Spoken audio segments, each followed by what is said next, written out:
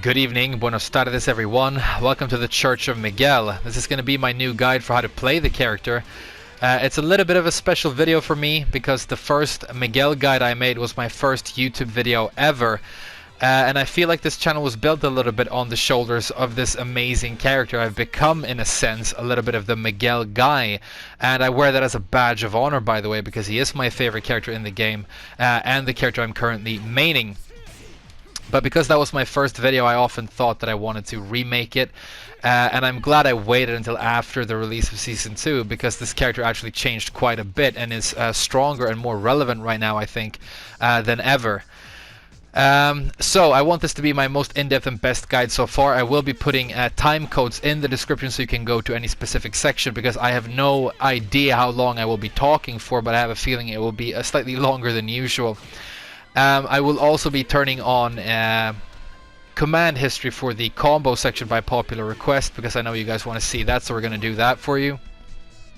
Also in the description will be any corrections that I need to make. I'm going to try and make this as perfect as possible and try not to mess up any numbers, but I've been making the guides for long enough now that I know that there's so much to go through that I might mess up some numbers. And if I do, if you find something that you think sounds iffy, then please refer to the description. I will be adding corrections there if need be. Hopefully I won't need to.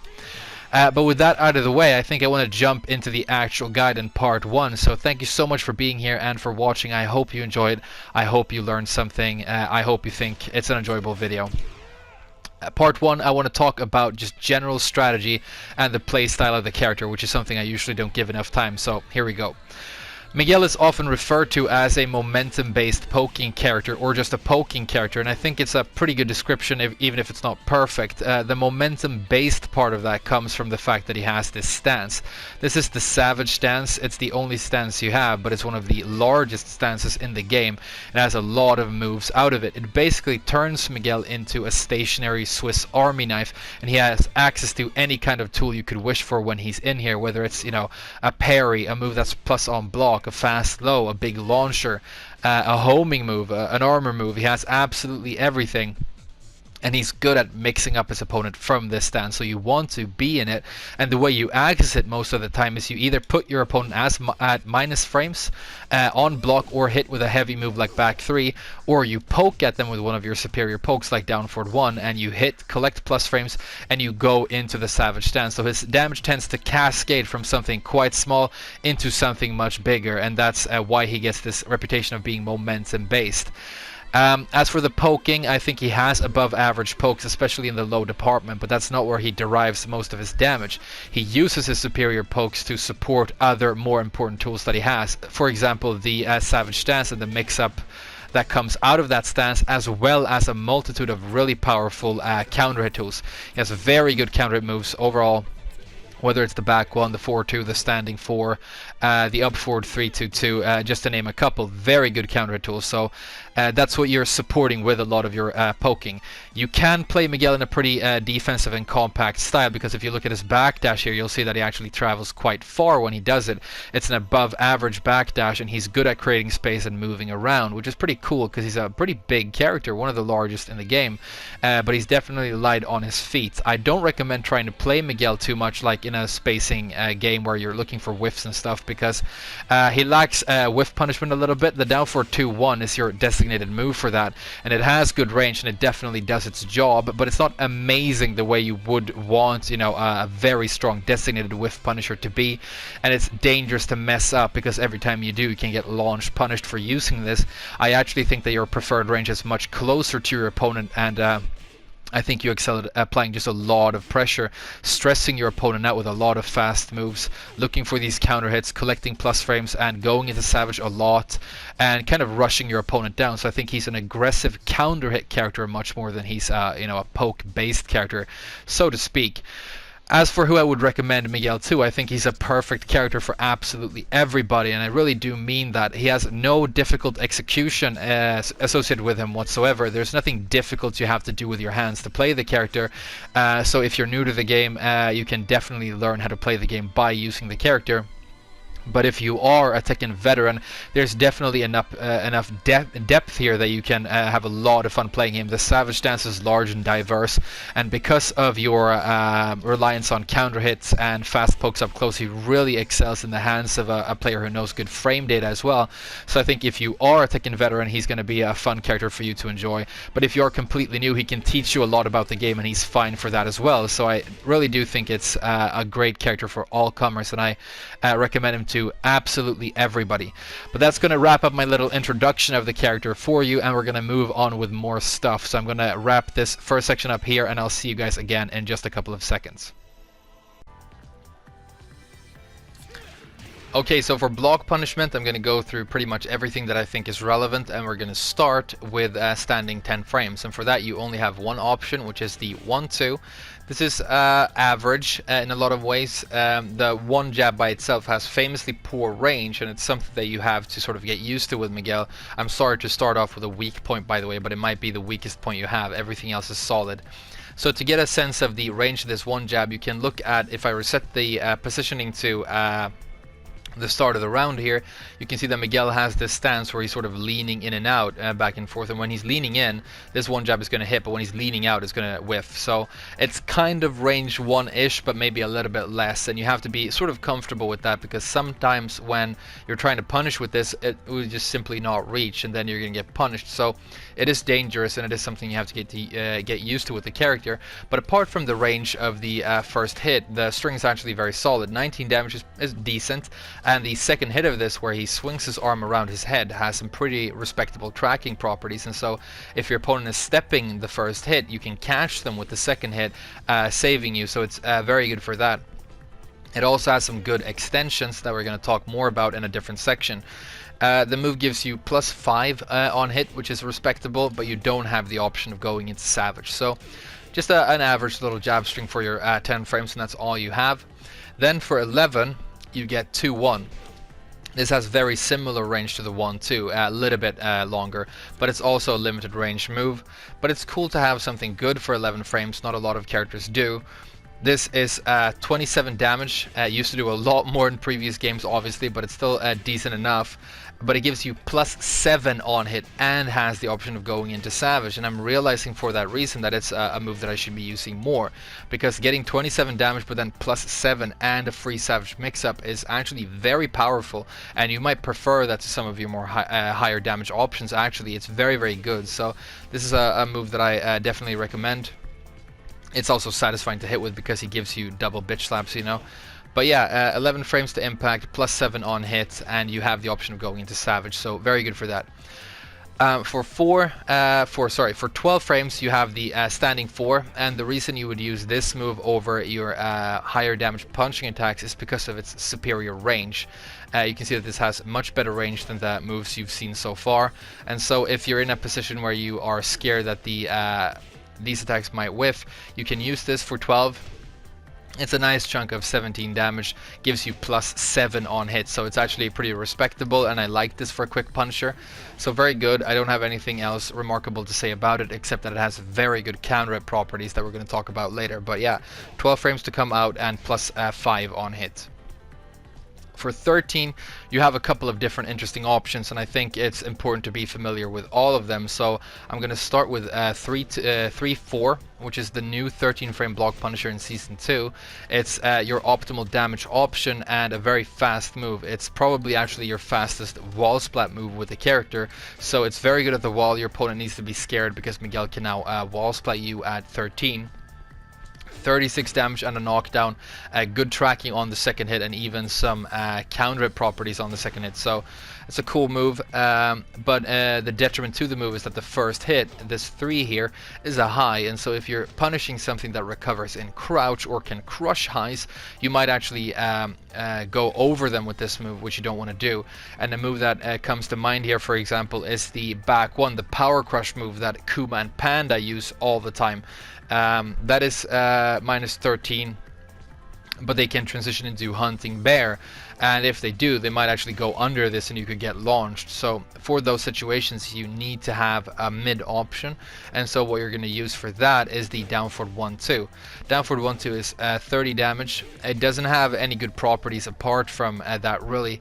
It only gives you +1 frame on hit and a bit of pushback, but it is the highest damage option you have here that is going to be mid, so it's good for that. But I actually have another option I want to recommend that I think is better that you should keep in mind, and it's downward 1-1. Downward 1-1 only gives you 25 damage, which is obviously less than the 30 you get off of this, but this gives you +5 on hit, which is much better than the +1 this gives you, and it has the option of letting you go into savage. So you know, it's up to you. Would you rather do 30 damage and get 1 frame of advantage, or do 25 and get +5 and savage? And I would say being at +5 and savage is much better, but they're all important options. So this is optimal damage, this is optimal damage when you need to use a mid, and this is I think optimal for setups. So they're all important options that you should keep in mind. And you can see here, by the way, that I have my opponent set to second option all guard, so that you know that all the options I'm showing you so far are natural combos, because that's very important for block punishment, obviously. Then for 14 you have the forward 1+2, which is this shove, very respectable. The full punish looks like this: forward 1+2, down 1+2, 42 damage, which is very good. The other option you have is forward 1+2, forward 2+3, which is the shoulder charge. They both give you 42. Which is good. I just prefer the down 1+2 option. It feels safer to me, and I think it's because if you mess it up somehow and you do the charge, then you're standing over your opponent and they can attack you when they get up off of the floor. But if you do this, you have space, but you can still come in with powerful Oki with stuff like 442. So I kind of prefer the down 1+2 option here.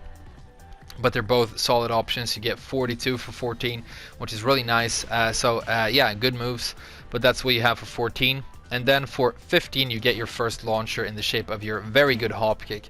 Miguel has a good average range hop kick, not massive range, but definitely decent enough. Much better than something like Kazami, but not quite as good as, for example, Katarina. But it's just an extremely solid and reliable launcher that you're going to use for a multitude of different situations. It is, for example, your main move that you're going to use to launch after a sidestep and stuff like that. But it is what you have for your 15 frame block punisher, and probably your main launcher with the character, so very good. Moving up to 16, you get a more powerful launcher here in the shape of downward 2-1. This has more damage than the hop kick and slightly better range, but I want to caution you to be careful with this move, because you can get launch punished when you mess this move up. So if you're in a situation where you could use either this or the hop kick, you might actually want to go for the hop kick sometime, because if you mess the timing of this up and you get blocked, then you can get launch punished, whereas the hop kick can never be launch punished. So that's an important distinction between the moves, but it is the more powerful launcher and it has better range. Comes out at 16. And then for 17 you have forward 4-2, the Cyclone Slap, and this is an important move for pushback. So if you're dealing with one of those moves that pushed Miguel back far enough that he can't reach with you know, something like this, then this is what you want to use for your punish. It works really well, for example, for death fists from Paul and stuff like that, and it's solid. It gives you 35 damage and a knockdown, so very good for those situations. It's also one of your main homing moves. Comes out at 17, like I say, and gives you a knockdown on hits. Completely natural, despite the fact that it looks pretty slow. So, solid move. I think that's going to wrap it up for standing block punishment. So, we're going to move on to while standing. And while standing, you're actually quite limited, even though I think you have a couple of really good options. So, for 11, you have a while standing 4, of course. This is an above average while standing 4. It has above average range, and it gives you 18 damage and sparks on normal hit. The spark, I've had people ask me that, by the way. What's the relevance of the spark? There is no real relevance. They tend to put the spark on attacks that do good damage, but there's no like you know, special thing about the spark. It has no effect on the gameplay, but it gives you 18 damage and it gives you +5 on hits. So similar to the normal standing 4, but it's very solid. It has good range. I think it's a nice punisher for that.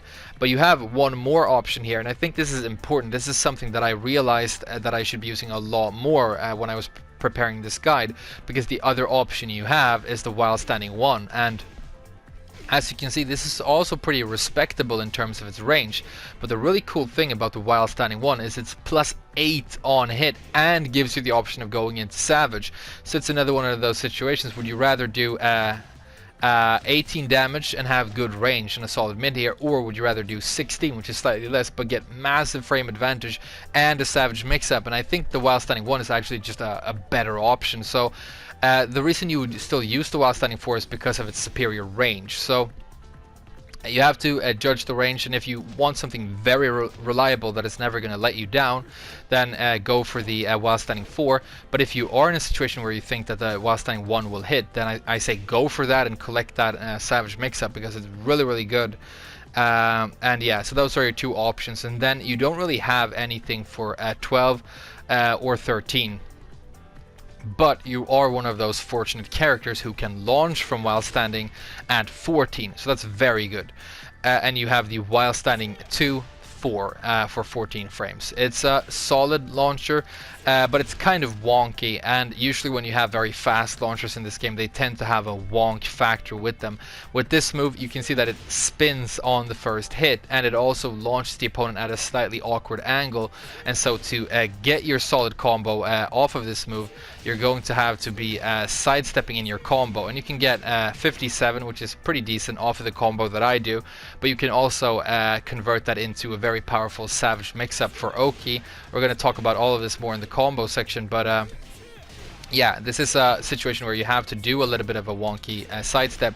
It is very reliable. The reason it's looking a little bit unreliable right now is because, like I said earlier, Miguel leans back and forward, and sometimes when he's leaning forward, it makes combos less consistent on him. So this is an issue of Miguel as a target, but if I let him lean back like that before I do the combo, you can see that it's going to hit just fine every time. So it's not an unreliable combo or anything. But it has a little bit of a wonk factor, and you need to do the sidestep.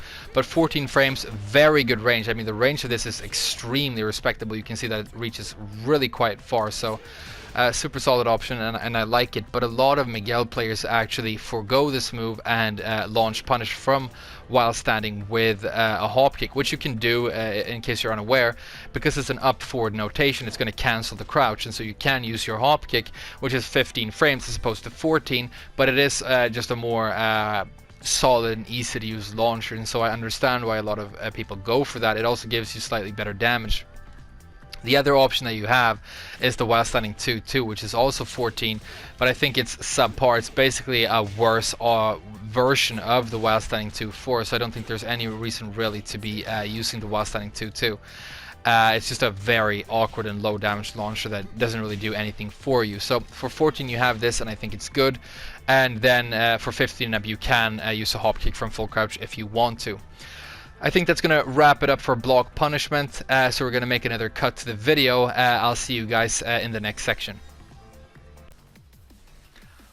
Welcome to the jungle. This is the section where we actually start learning how to play the character. I want to talk about your neutral game and all of your important pokes. So I think we should start talking about your jab string, because it's a pretty important part of the character and a huge buff in Season 2. It's now one of the main ways you access your Savage stance. So we talked about the 1-2 by itself earlier. It's your 10 frame block punisher. The one jab on its own is decent, except for the range. It gives you +1 on block, +8 on hit, so it's good as just a normal little jab, but it has that crappy range. But now we're going to talk about the good extensions. The 1-2, like I mentioned, +5 on hit. And then for the extensions you have the 1-2-4, and this is a very powerful knockdown move. It gives you guaranteed follow-ups for a total of 45, which is very high, so this is scary to get hit by. And then if the opponent blocks this move, you get +3 and the option of going into Savage. You obviously have the option of going into Savage on hit as well. So on hit it's very dangerous to get hit by, but on block Miguel gets plus frames and the option of going into Savage, so it's dangerous for your opponent on hit and block. So there's you know, neither is a good option for your opponent here, and so what they're obviously going to try to do is duck it, and we're going to talk about why that becomes dangerous for them as well a little bit later. But first of all, If you want to get optimal damage after this on hit, the option that you have is Savage 2, which is this option right here.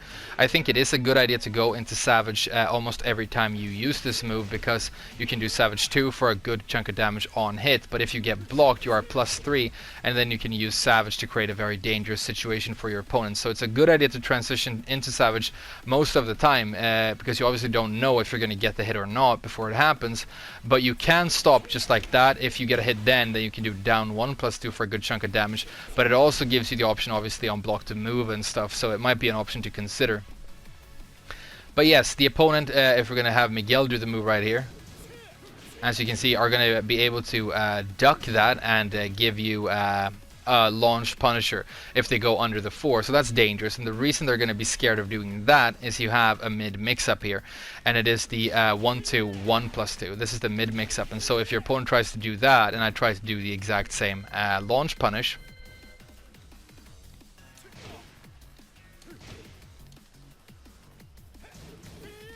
you can see that it's either just going to hit me or it's going to counter hit me because I tried to do the move, right? So it's a very, very powerful mid mix-up here, and it was buffed in the new season as well. It comes out a lot faster.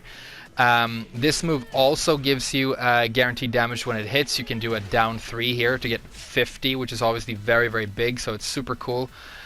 And then when it gets blocked, it also gives you frame advantage on block for a +4. So the really cool thing about this jab string right now is that if your opponent, the only thing your opponent can do that is really quite safe is to stand block against it. But if they want to stand block against it, either option is going to give Miguel advantage on block and allow him to just keep on going. So it doesn't make him any less dangerous. It's an extremely good string for creating pressure right now. And so the way the opponent has to deal with this is they have to either guess right and duck the 4, or they have to guess right and attempt to interrupt the 1+2, which is something that they can do. So for example, if we make my opponent do the 1+2 extension here again, you can see that if I have, for example, a fast counter hit move right here, I can get in and I can launch my opponent for using it. So it's, yeah, one is interruptible and one is duckable, but they complement each other and play off each other perfectly, that your opponent's going to be scared to do either option. They're usually going to end up stand blocking for safety, but when they do, you're now at plus frames. If you did the 1+2, you don't get the option of going into Savage, but if you use the 4, you do, and now you can just keep on going. You've created a potent situation for yourself, and you've created momentum by getting blocked, so it's very, very good. Now, there might be characters out there who, for example, can go under the 4 with some sort of very fast crush move that is also going to be fast enough to beat the 1+2. I mean, it's going to depend on matchups, so it might not always be completely watertight, but it's definitely good enough that it's extremely reliable, and it's just such a huge buff to the character in this season. So yeah, I definitely recommend that you use this, and it gives Miguel a good option for when he's up close here in the neutral to just create potent offense, but he can also run in from afar because the jabs are his fastest moves, you know, and just start potent offense right away. So it's really, really good, creates mix-ups on the fly. It's super, super powerful and one of your main tools right now in the close-up game. But again, you just have to be very aware of that really poor range on the one jab and be careful that you're not whiffing with it. It's a big part of the character, unfortunately. Okay. Let's move on to the standing 4, and I want to mention this in this section because it is a good, nice long-range poking tool. It's -9 on block, so if you get it blocked, it's your opponent's turn. You got to be careful, but it is 12 frames, so fast to come out, and it has a very good counter property. So it is a tool that you're going to use in the poking wars and in the close range. And when you do, this currently gives you very high-powered potent combos. It's a very good counter tool, probably your best one, to be honest. So I'm just going to mention that quickly in this section. -9 on block, +5 on hit, counter hit launch. And now we get to really a very important part about the character and the sort of nexus of his entire playstyle, which is the down forward 1 and its extensions. This was Miguel's signature move in previous games because it was extremely good then. It's had its frame data altered to not be quite as good now, but it's still very important, and it's going to retain its role as your main mid poke, and it's very good for that. It's got decent range. It impacts at 13, so very standard for a fast mid poke. It's -2 on block and +5 on hit. So good frame data and range overall, and just a very solid mid that you should be using a lot. I really recommend it. And it also has the option of going into Savage. So if you hit with this and you do transition into Savage, you have +5 and Savage, so that's very good. And it's one of your main ways of accessing the stance as well. Because you're at -2 on block, you can actually keep on attacking even on block, and you might even go into this and do something from Savage, even though you are at a slight disadvantage. It's dangerous, but it's not dangerous enough that you should never do it, let's say. It's decent enough, even on block, that you can retain momentum and keep on going with this attack. But obviously what you're looking to do most of the time is just harass your opponent, keep them from ducking, keep them from doing crush moves, and then when you get a hit you can lean into Savage and you can get a mix-up because you're at +5, so that's pretty cool. And now we need to talk about all the different important extensions that you have. We mentioned downward 1-1 quickly earlier. This is a natural combo for 25 damage. It gives you the same +5 as you get off of the downward 1 by itself, and it also gives you the option of Savage. So it's a very good little tool here. And the problem being that it's a duckable high, and I don't have exceptional reaction speed as a Tekken player, but I'm just very familiar with Miguel, and I duck this move all the time when I play against Miguel online. And so that means that, you know, people out there who are good at reaction time and have at least some knowledge of Miguel are going to be able to do that. It's fast enough that it's kind of unlikely, but it does happen, and it's you know, very dangerous, so be aware of that. But as long as the first hit connects, because it is natural, you are going to get that 25 and +5 and the option of Savage. So that's very good.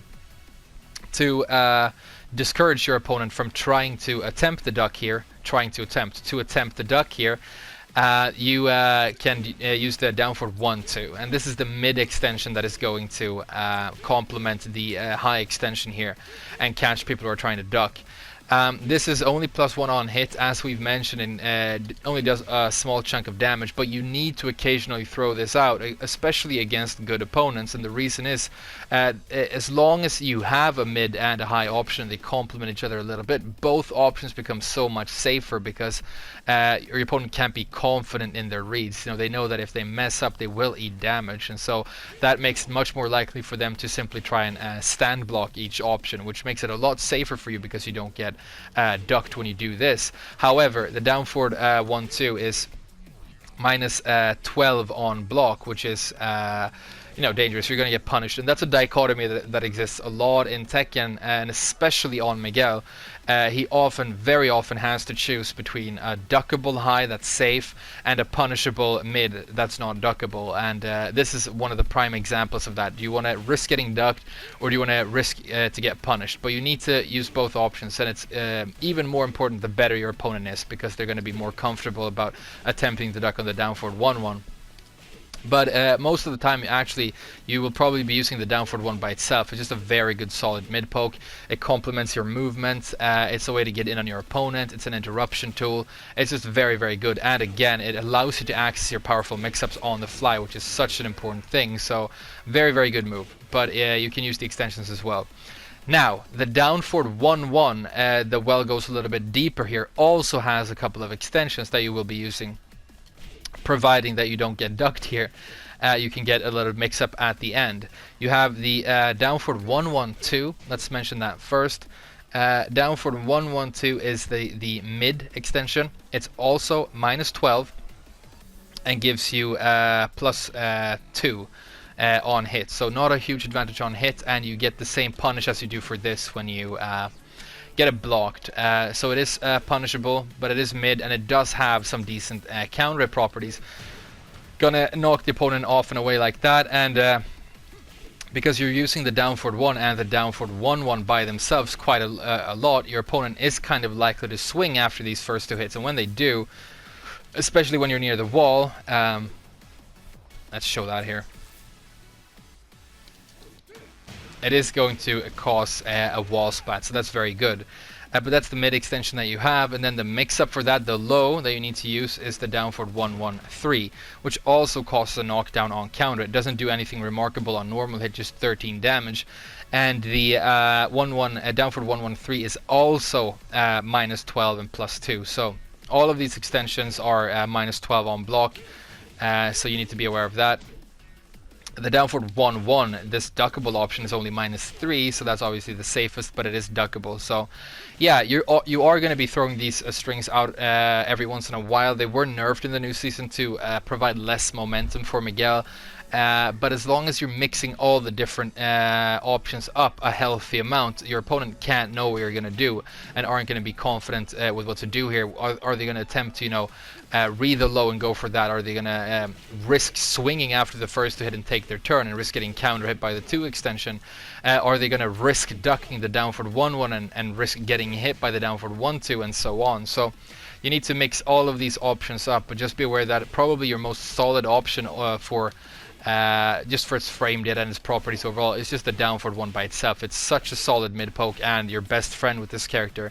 It's kind of the move that a lot of his other gameplay rotates around and is attached to, so it's super important. Next, I want to talk a little bit about down forward 3. This is a very good mid poke and attack with Miguel. It's another one of those moves that I know I need to start using a lot more. This is 16 frames to impact, so it's slower than your down forward 1, but it's very good because it's got a superior range and it tracks really well to Miguel's left. So if people are trying to step you left a lot, you can you have a solid long range mid poke here that's going to track them to that side and catch them, so it's very good. Another really good thing about this move is if we're going to give you the frame data first, like I said, impact 16, minus 6 on block, and plus 5 on hit. Very nice and respectable plus 5 right there, so super good. And then you actually have an extension that is extremely unique in Miguel's move list. It's so cool. Down forward 3-2. This is minus 6 on block and plus 5 on hit. It doesn't have any savage options, but it is completely safe. And like I said earlier, Miguel usually has to put himself at risk when he plays. He's either duckable or punishable, but this is one of the few, if not the only string you have that is usable. It's mid-mid, you can't duck this, and it's safe on block. So just throwing this out is very low risk. It's going to give you a nice chunk of damage and advantage whenever it hits, and it's just very unique and good to have something this solid and safe for him. Yeah, I mean, even the range is good, so it's definitely a string I should be using more than that. Everybody should be using a whole lot with this character. It's very good, but the down forward 3 by itself is a solid mid poke, and like I say, you're going to use that for its tracking to his left side. But what a fantastic string that you can use for a multitude of different reasons, and especially like when you're in at sort of range 2, it's still going to reach, so it's very good. Next, I want to give you the down forward 4, which is another good mid poke, and this complements the down forward 3 because this actually tracks to your right. So if your opponent is stepping you to the one side to the left, you're chasing them with the down forward 3. If they're stepping to the right, you're chasing them with the down forward 4. Both very good options. This one is slightly faster. It impacts at 14 frames, so it's actually a pretty fast and respectable mid poke. It's minus 7 on block though, and gives you plus 4 on hit, and it connects to this string, which is mainly a combo tool. The second hit of this is kind of duckable, so you have to be careful. The last hit is a very delayable, as you can see right here, counter hit tool, but I don't think that's too significant. It's mainly used for its combo properties. It's a bootleg wall combo option that you have, but the down forward 4 by itself is an extremely solid mid poke, and like I say, it complements the down forward 3. So down forward 3, down forward 4, down forward 3, 2, and down forward 1, and its extensions are your mid poking game when you're up close. And of course, if you're going to use highs, you have the 4 and your very good jab strings as well. In this section, I'm just going to give a quick shout out to your main armor move, because when you're in Poke Wars and you're up here grinding, anytime you get any of these options blocked, it might be a pretty good opportunity for you to attempt an armor move. And I think the best option you have is his back 4, which is an extremely good move. It is 19 frames to impact, so quite slow, but the armor properties activate on the 8th frame. So it's after 8 frames of animation, you have armor on this move. It does a good chunk of damage, knocks down. It's one of your main wall splatting tools. It's minus 13 on blocks, so you can eat a pretty significant punish for getting it blocked, but it also has good range and a bit of pushback, so it actually gets punished quite rarely. But it's a very good move that I just thought I would give a shout out to here, because it also sort of complements this entire gameplay when you're on top of your opponent and you're grinding them down with all these options. When you're at an advantage, trying to cop out with, well, you have one jab, of course, solid strategy with any character, but you, sorry, down jab, not one jab, down jab, but you can also try and cop out with this, and it's a good way to sort of, you know, put your opponent back into jail and skip their turn, to use Monopoly terms, and capitalize. Anything else we need to mention in this section? I don't think so. We need to talk, of course, about your more spaced out and long range game, and about all of your great low pokes, which are amazing.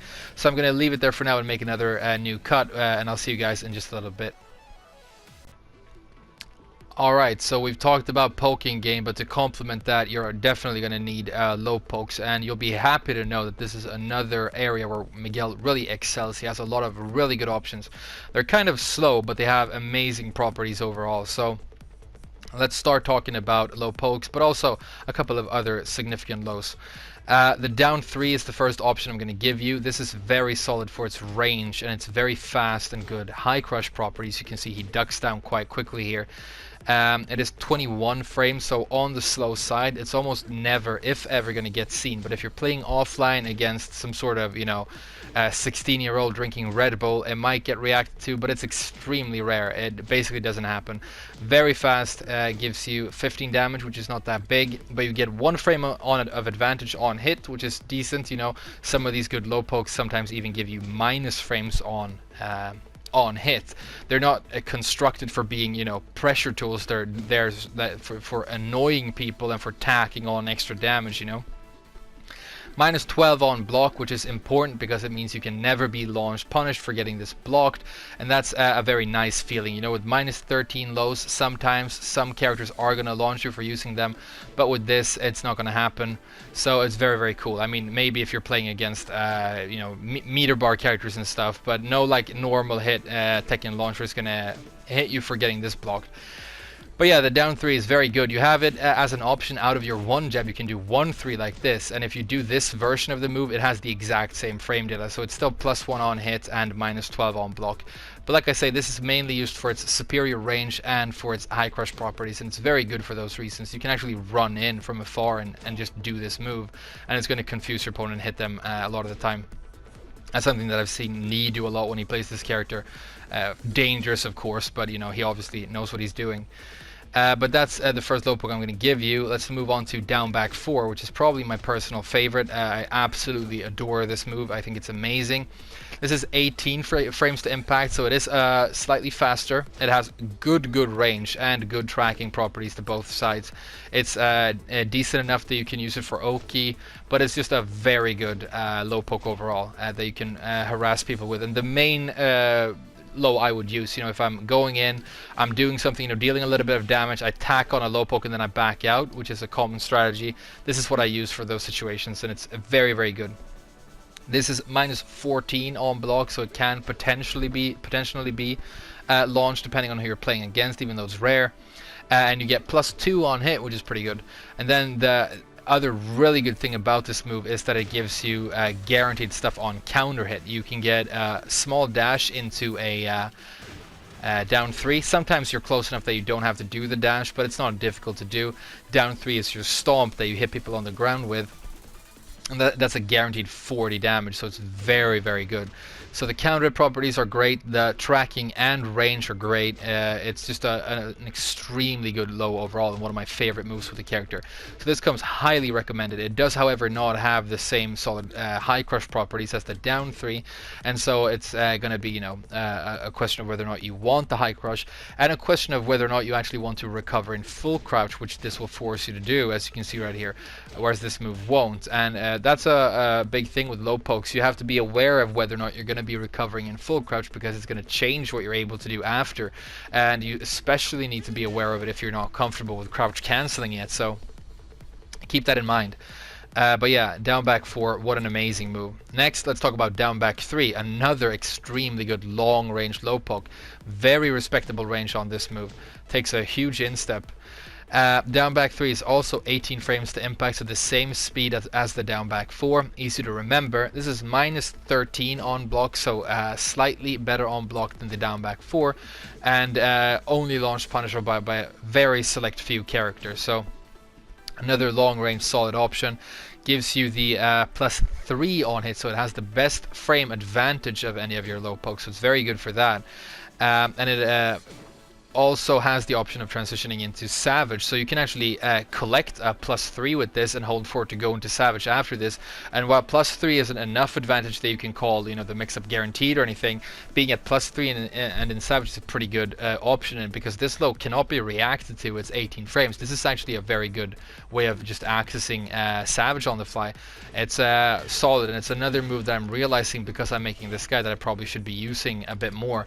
But it's a very solid low poke, and like I say, it does have the best advantage and the Savage transition right there, so that's very, very good. It has another extension, it has an extension apart from the Savage transition, which is down back 3-4. And this is a move that you use to confuse opponents in the Oki. It's launch punishable and very dangerous to use, and the way you've seen me use it online a lot is when you're in a mix-up situation for the end of the round, so you knock your opponent down at the wall right here, for example. They know that they're in a mix-up situation. They know that they either have to go low and block a low and then try and punish that with something fast that might kill you, like a while standing 4 or whatever, or stand and block and look for the mid. And so when you do the down back 3-4, what's going to happen most of the time is that they see the down back 3, they block that and they get super excited, and they try and punish, and then because the extension comes out, they get hit by that instead, and you still win. So it's a move that you use to confuse. It's a big risk associated with it, but it very rarely gets reacted to properly. It's very fast and confusing because it's rare to have moves that just do 2 quick low pokes in succession like that, and so it's mainly an Oki tool.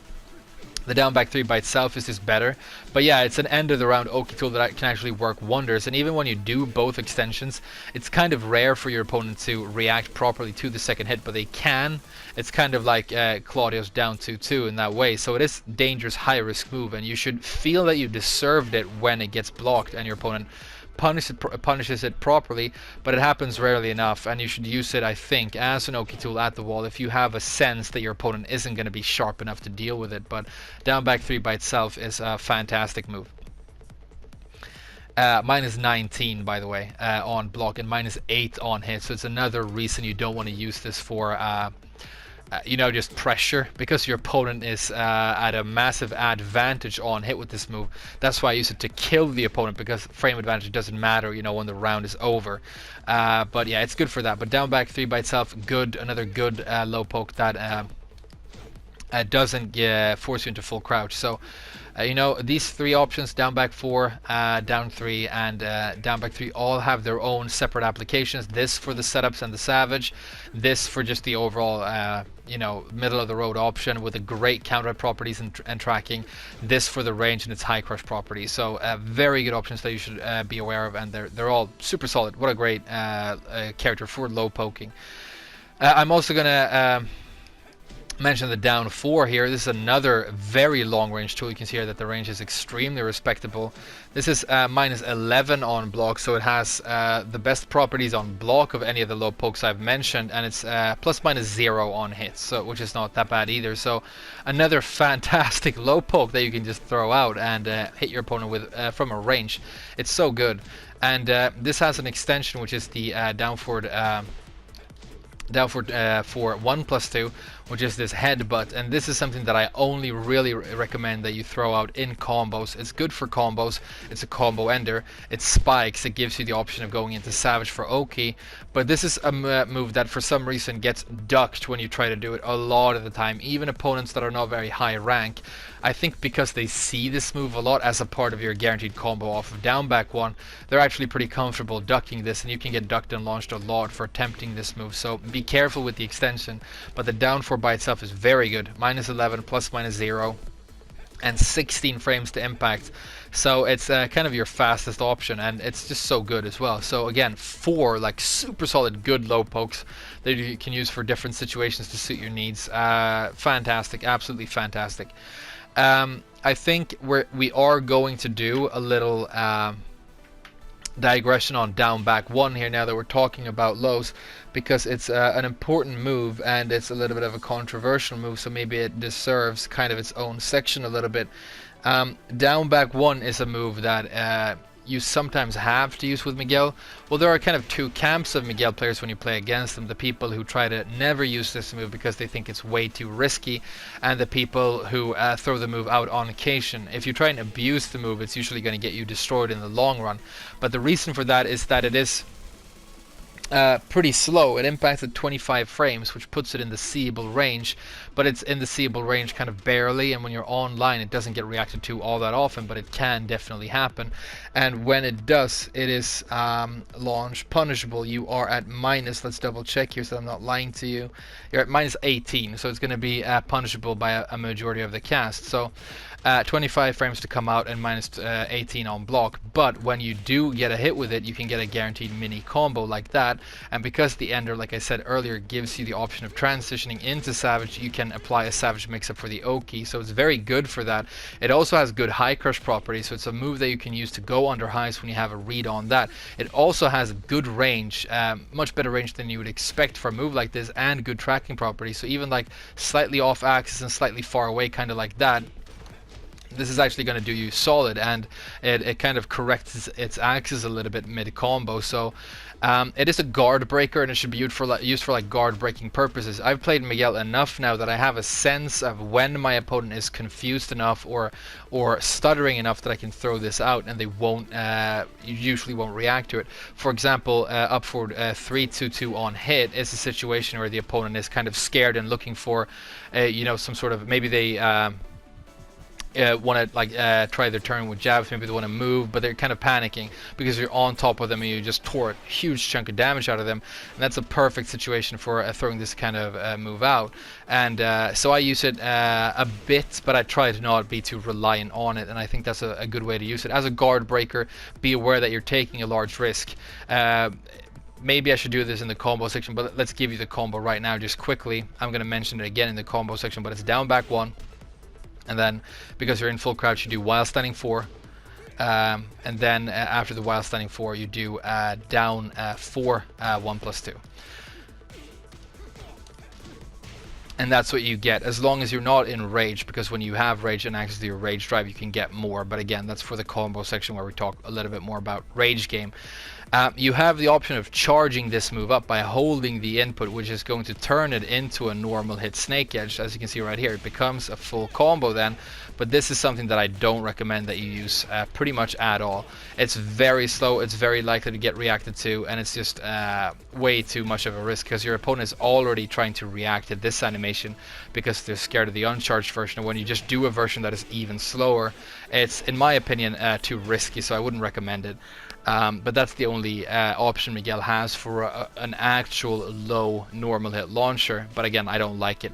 But the uncharged version by itself is a fast enough and decent enough tool that I'll say use it every once in a while for guard breaking when your opponent is really turtling up and not letting you come in with the other stuff. It can be very good for that. It is also obviously a very good tool at the floor break stage, because you can go through the floor with this, and I'm going to do a small section on floor breaks later, so we'll probably mention it again then. But those are the lows I want to mention in this section for Miguel. That aren't going to be brought up in any other section, but just a really solid low pokes overall. Good properties all around, counter properties and all the rest of it. Just be careful, especially when you're using that down back one, because you can get launch punished for using that. But everything else is kind of solid, if a little bit on the slow side, unfortunately. Alright, next we need to talk about your spacing game with Miguel, what you're doing with him when you're not close up and you're just trying to grind your opponent down, but you're out here and you're looking for a gap closer, or you're playing the spacing game, right? So the first string we need to mention, which is an iconic Miguel move, is the 4-4-2-1. This is extremely powerful. explosive, fast, does a lot of damage. It's completely natural. And it's going to give you wall splat, so it's an amazingly powerful move overall. Just really, really great. It's completely safe on block at -5, which is huge, and gives you that knockdown for good wake-ups actually on hit, because you can chase them with another 442. So it's very good. Problem being, the sort of detriment to the move is that the second hit of this is duckable on block. You can block the first mid, and then you can duck the second high here. So you're in that old quagmire again that we've already talked about, where you have to choose between the duckable high and the punishable mid. And the punishable mid that you need to use in this scenario is the 442-2. This is the punishable mid extension. This is -13 on block, so kind of minus, but it is also a natural combo. It also gives you the knockdown and the wall splat on hit, so it's a perfect complement for the 4-4-2-1, and it works well for that. The way I use these two moves is if I'm playing an opponent who I have respect for because they seem good, they're moving the right way, you know, they seem to have good reactions, what I do is I use the 4-4-2-1 once to represent it, so that I put that in my opponent's mind, because then they're going to think, oh, that's something that I could have ducked. That's top of mind for them, so the next time I do it, I do the 4-4-2-2. And that usually builds the mind game in a way where they are going to attempt the duck and get hit by that second hit, which means that you can score a powerful hit for your Oki or even a wall splat. So it's very good in that scenario. But after that, you're obviously on your own, and you're going to have to try and read what your opponent's going to do. If you are playing on slightly lower ranks and you feel like your opponent is unlikely to successfully do the duck on the 4-4-2-1, then just keep doing the 4-4-2-1, really, if you can get away with it, because it is the more powerful option. It is completely safe on block, and it's very good. But if your opponent's going to start ducking 4-4-2-1, then you need to start mixing in the 4-4-2-2, and it is -13, so be careful. Alright, next I want to mention your main homing move, which is your forward 4. This is good when you're doing spacing. It's long range. It's not super fast, actually. It's 17 to come out, -7 on block, so safe, +6 on hit, which is good. And it's completely safe as long as you don't do the extension, the cyclone slap, which is -12. But this is a move that you can use to keep your opponent out and try and catch them when they're moving sideways. It's a little bit on the slow side, but it does have very respectable range. So that's your main homing move in this situation. You have another homing option that I'm going to mention here, another personal favorite of mine, which is the 4-4-3. This is a move that you can close the gap with. It doesn't have as good range as you might assume, much shorter than something like the 4-4-2-1, but the range is respectable, and as long as you're familiar with it so you don't accidentally whiff it, it is extremely powerful. This is completely safe on block, and it might actually be your most powerful single hit move that you have, except for this, of course. That does slightly more damage, but this one is very powerful at 33, so it is actually a very good option for those situations where you've, for example, broken the balcony and you only have one hit you can get downstairs and you want to maximize that. You can use this. Normal hit launcher, -9 on block, so completely safe, and a homing, so it's great. The combo is huge, so it's definitely something that's going to swing the round when you get it, unless you mess it up like I did right there. Those down forward ones just have a tendency to whiff. What you need to do is wait for Miguel to lean back and then do it. Yeah. Again, it's one of those things where it's whiffing because of the stance Miguel is in when I start the combo. You see, if I wait for him to lean back, it's going to hit consistently. It's kind of crazy that Miguel has that property to him, but it probably means that he gets away with murder in a couple of matches as well. So that's not an inconsistent property of the combo. It's an insistent property of Miguel's hitbox because he's leaning back and forth and around in his stance like that. But a very good move, yeah, use it on occasion. Be careful not to whiff it. Be careful not to get it ducked. But it is very good. You have to use it kind of like how you would use an axe kick from Kazumi. It's not fast enough that you can really whiff punish with it. So you kind of have to get a sense for when your opponent's going to move, when they're going to attack and try and interrupt or catch them stepping with it. And when you do, it's a huge opportunity for you.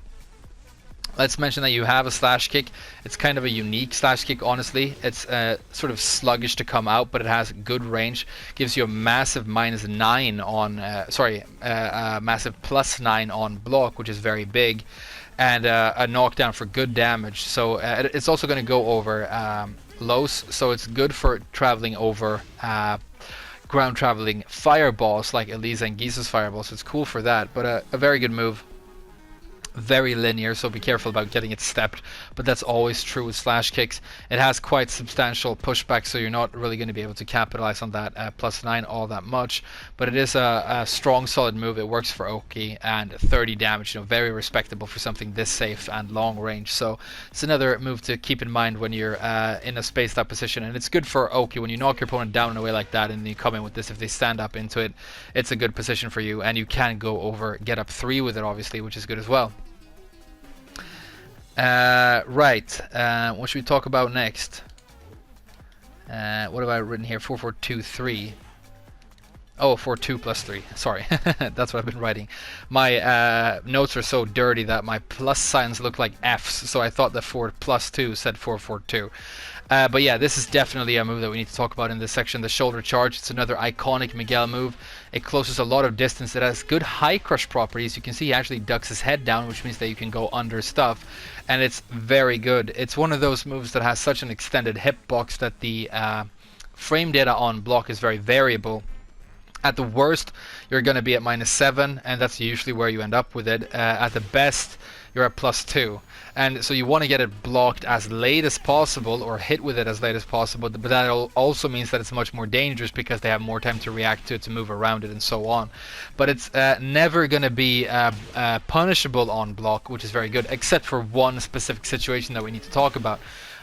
But it's a safe move that you can, you put yourself in a little bit of a precarious situation because you're going to be minus and close to your opponent, but you close a lot of distance. You can surprise your opponent with this and catch them.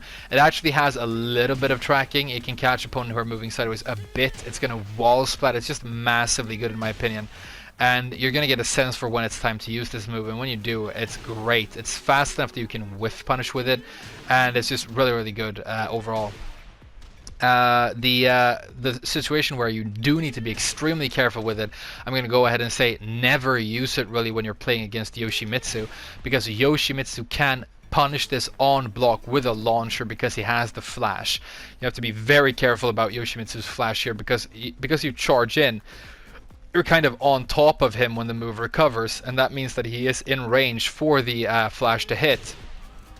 And good Yoshi players are aware of this, so if you're playing against Yoshimitsu, put this move out of your mind. It's way too dangerous because you're going to get launch punished whenever it gets blocked. But apart from that, it's completely safe and very solid overall. I really like the move a lot. Of course, you see me use it a lot.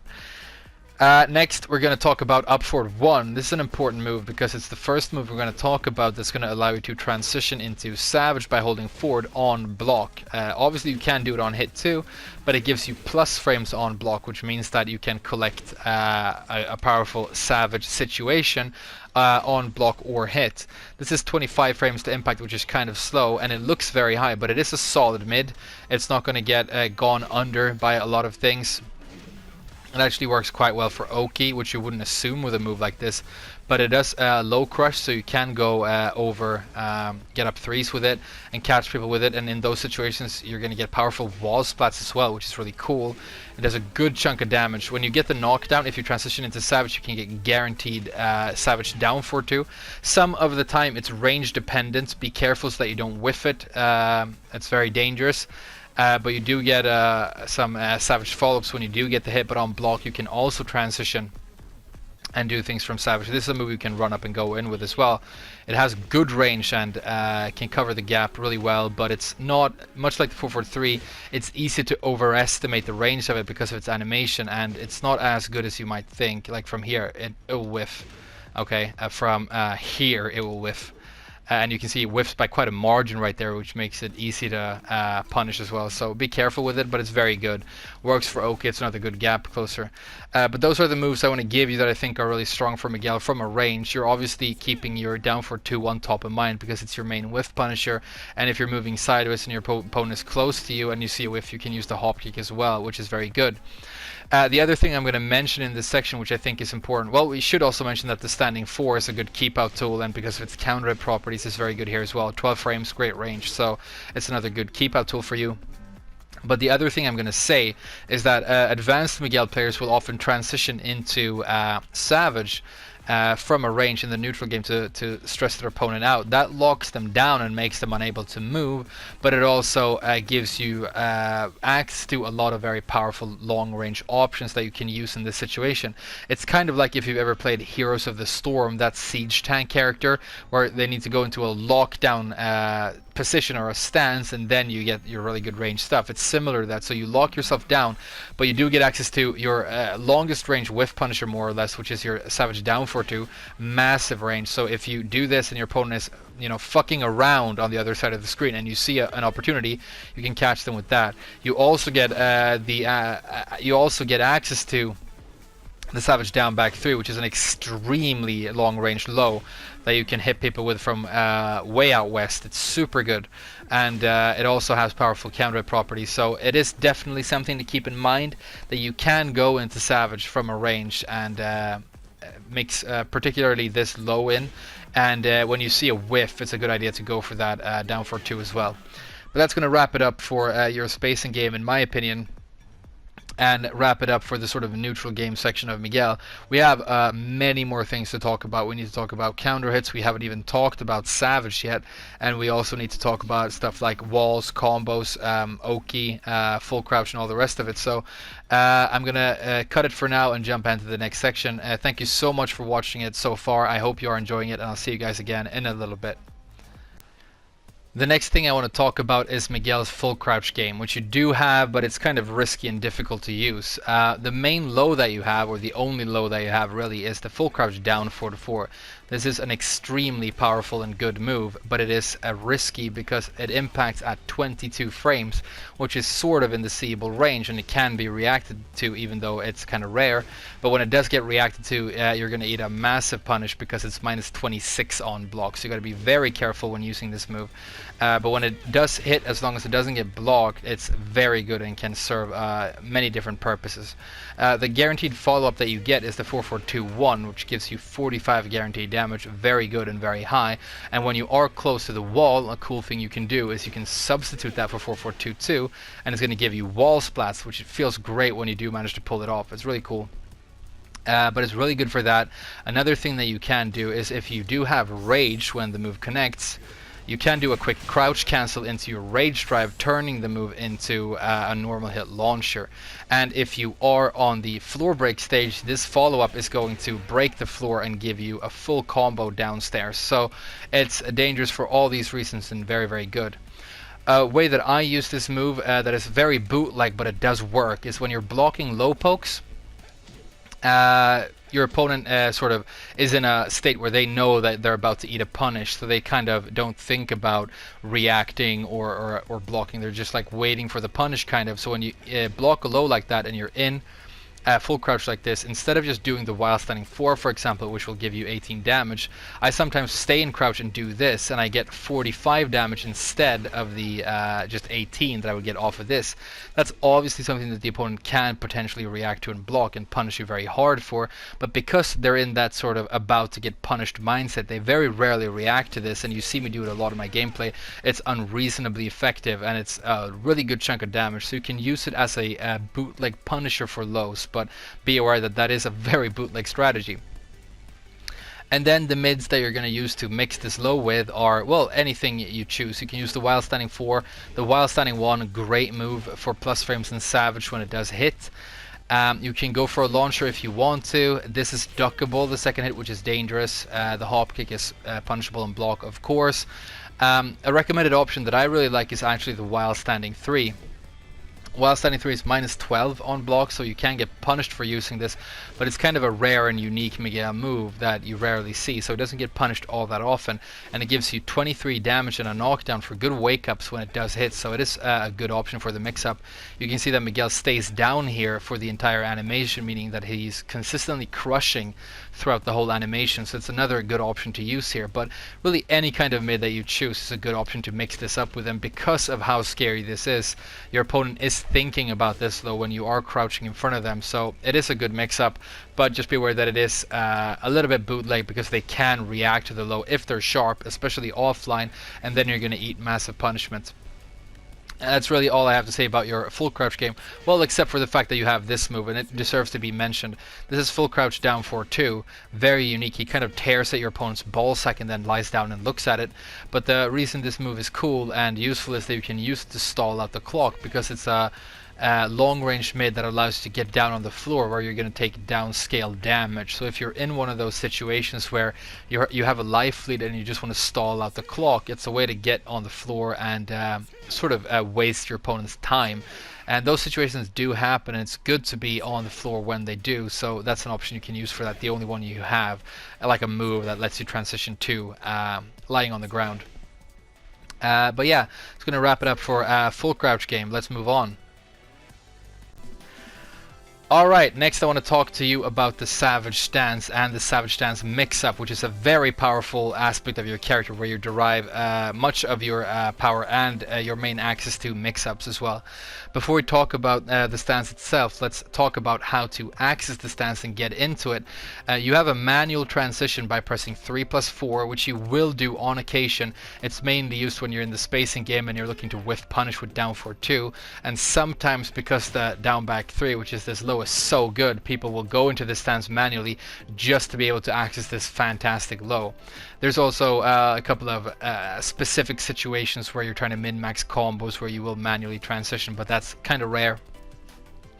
The main way you will access the stance when you want to use it is by using some sort of move. So I'm going to give you all of my favorite transitions into the stance right now before we talk about the moves you're going to use out of it. So the down forward 1, the way you do this, by the way, any move where you want to go into Savage, you're going to do the move and then hold forward, and Miguel leans forward into the stance. It's the same for any kind of move, and you don't need to wait for Miguel to actually lean into the stance and you know, visually see it. You can just do this and then do a Savage move right away. You don't have to wait, so just be aware that you just need to give it enough time that it actually goes into the stance, and then you're in there, so you don't have to worry about waiting for him to actually do this or something, because then it kind of defeats the purpose a little bit. But the down forward 1 is +5 on hit and allows you to transition, so it's a very good option for this. And the down forward 1-1 is the same +5, so very, very good. These are your main two poke tools for accessing the stance with. I also want to mention 2-1. This is +7 on hit, which is very big, and it's an 11 frame move, which makes it extremely fast, one of your fastest options for accessing the stance, so very good as well. +7, but high. If you're in full crouch, you want to use full crouch, if you're in full crouch, you want to use while standing 1, which is +8, which is huge, and also gives you the option of going into Savage, so that's the main and really only option you have for when you want to use a while standing move. If you want to use a low, you have the option of using a down back 3, which is going to lean into the stance as well, and it's +3 on hit. Kind of unique to get +3 for a fast low poke like this, so very good, and probably an option that a lot of Miguel players, me especially, underuse. It's very cool that you can just do a low here and just go into Savage. +3 is not huge, but it's big enough that it's a dangerous situation to be in for your opponents.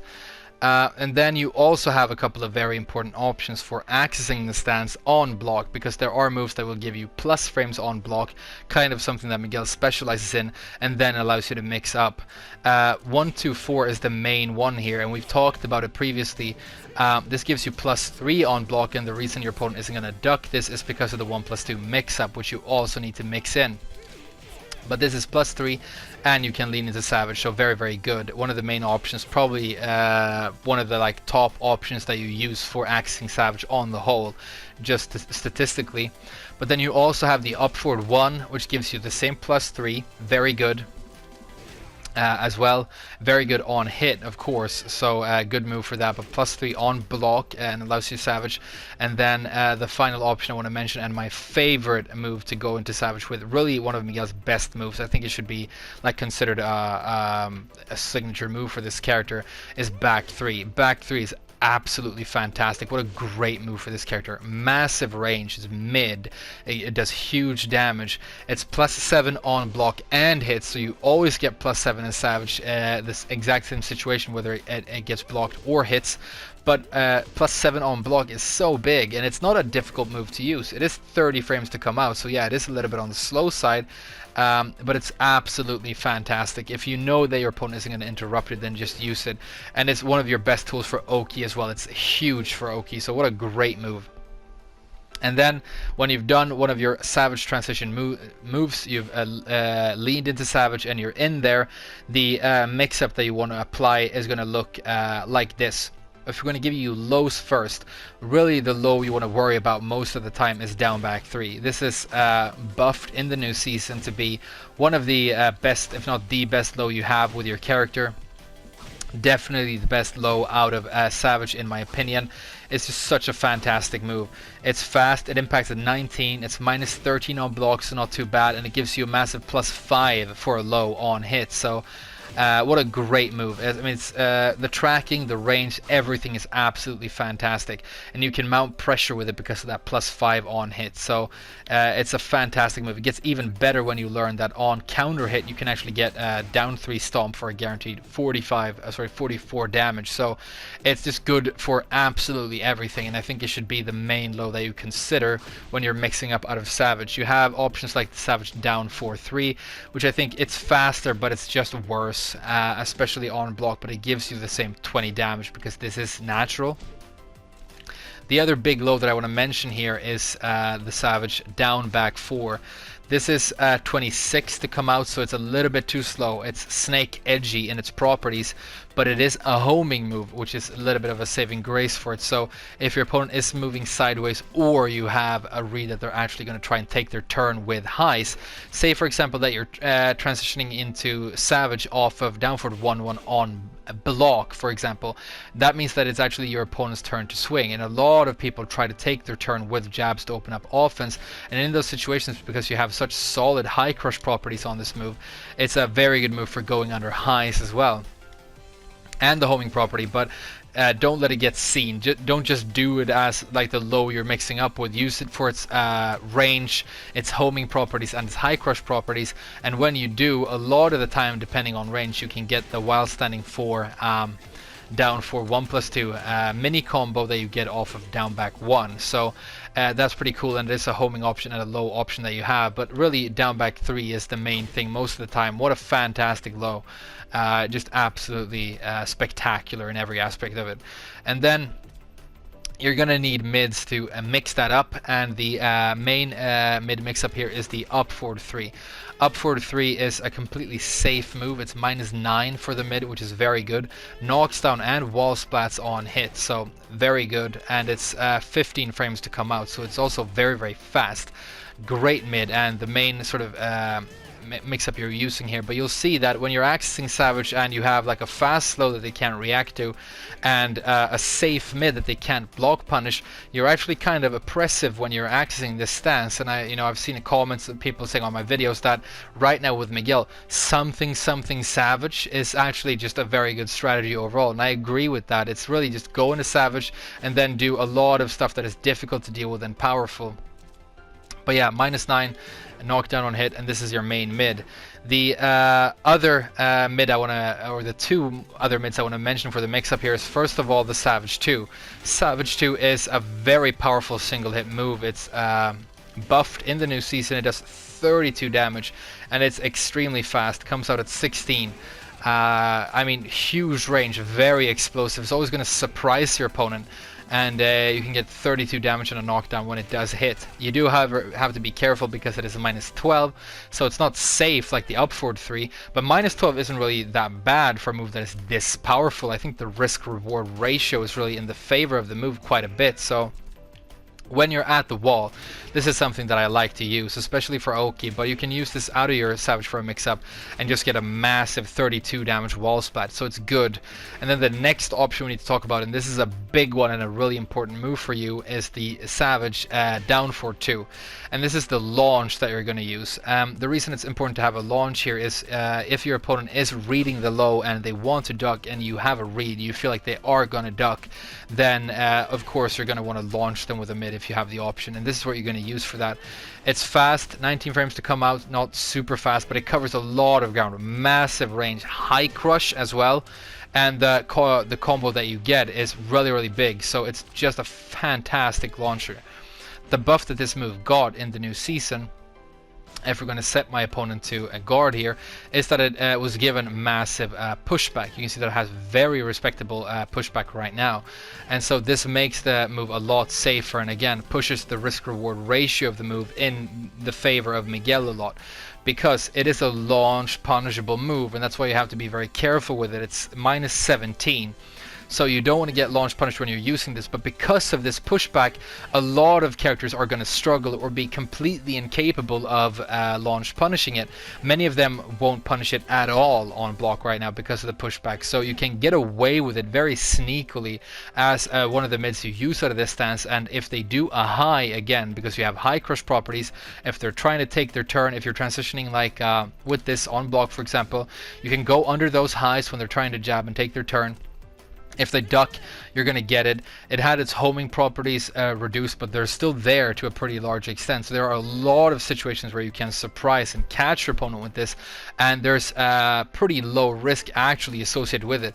If you're playing against Noctis and stuff like that, his down 4 is comfortably going to launch punish this, so you have to be aware of the matchup, and you have to be aware of what your opponent's going to do, you know, how good they seem to be and how prepared they seem to be to punish. But this is a massive mid that you can use a lot more in the new season, and again, like if your option is between a powerful chunky mid that knocks down and a high risk mid that will give you a combo that is so powerful that is going to win you the round, it actually is worth it to go for that launcher a lot of the time. So those are 3 lows and 3 mids that I think are going to make up the main mix-up situation for you in Savage. But the 3 moves to keep in mind really most of the time are the down back 3, the up forward 3, and the down forward 2. That's what's going to create the main mix-up. But you have a lot of other good options out of Savage that you need to be aware of. The punch parry, which is the Savage back 2, is a normal hit launcher, or it's a launcher when the punch parry occurs. But it's also a safe and sort of chunky mid in this season, which is pretty cool. So it's an option that you can use on occasion. I think the use of this is very situational, but it is 20 damage and safe, so why not? If you're in a situation which you will be a lot of the time when your opponent is trying to sidewalk or sidestep out of your Savage mix-up, you're going to need a homing move. And apart from the low that we already spoke of, the main option that you have is the Savage 4. This is a very good move. It's long range, it's powerful, it's homing. You can sometimes get a completely guaranteed down for 1+2 like that. This is another situation where if I reset the positioning and do it right away here, it's going to whiff because Miguel is leaning or positioning in his weird stance in a different way. But if I let him lean back a little bit first, then it is going to hit. So it's one of those unique weird things where Miguel, because he has this drunken stagger to him, can be an inconsistent combo target a lot of the time. But you don't want to whiff with this, but if you have a feeling that it is going to hit because you're in a situation where that you're used to, collecting that 44 can be very good. But it's just a very powerful 27 knockdown homing move. Very good at the wall, obviously, because people do a lot of sidewalking and sidestepping at the wall, and that will allow you for a wall splat and really good damage. And another huge buff that they gave to this move in the new season is a normal hit, a counter hit launcher right now, which is really big. Huge damage. So what a great move out of Savage. Savage 4, my main recommendation for a homing move when you need that.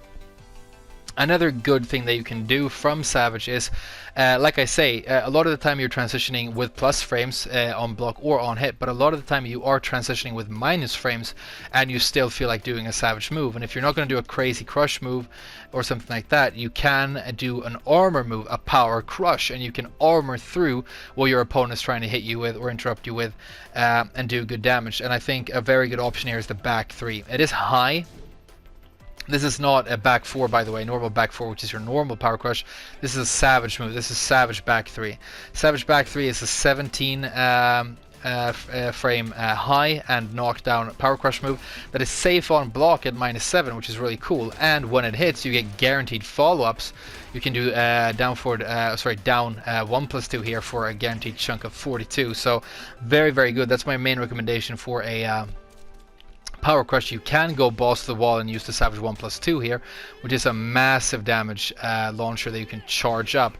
That's situational, and I mainly use this when I have really hard reads. For example, I'm out here and I know that Law is going to do legend kick, for example. I just go through that shit and I launch them for massive damage, but it's not something that I recommend most of the time. The back 3 is really a better power crush move. It's safe.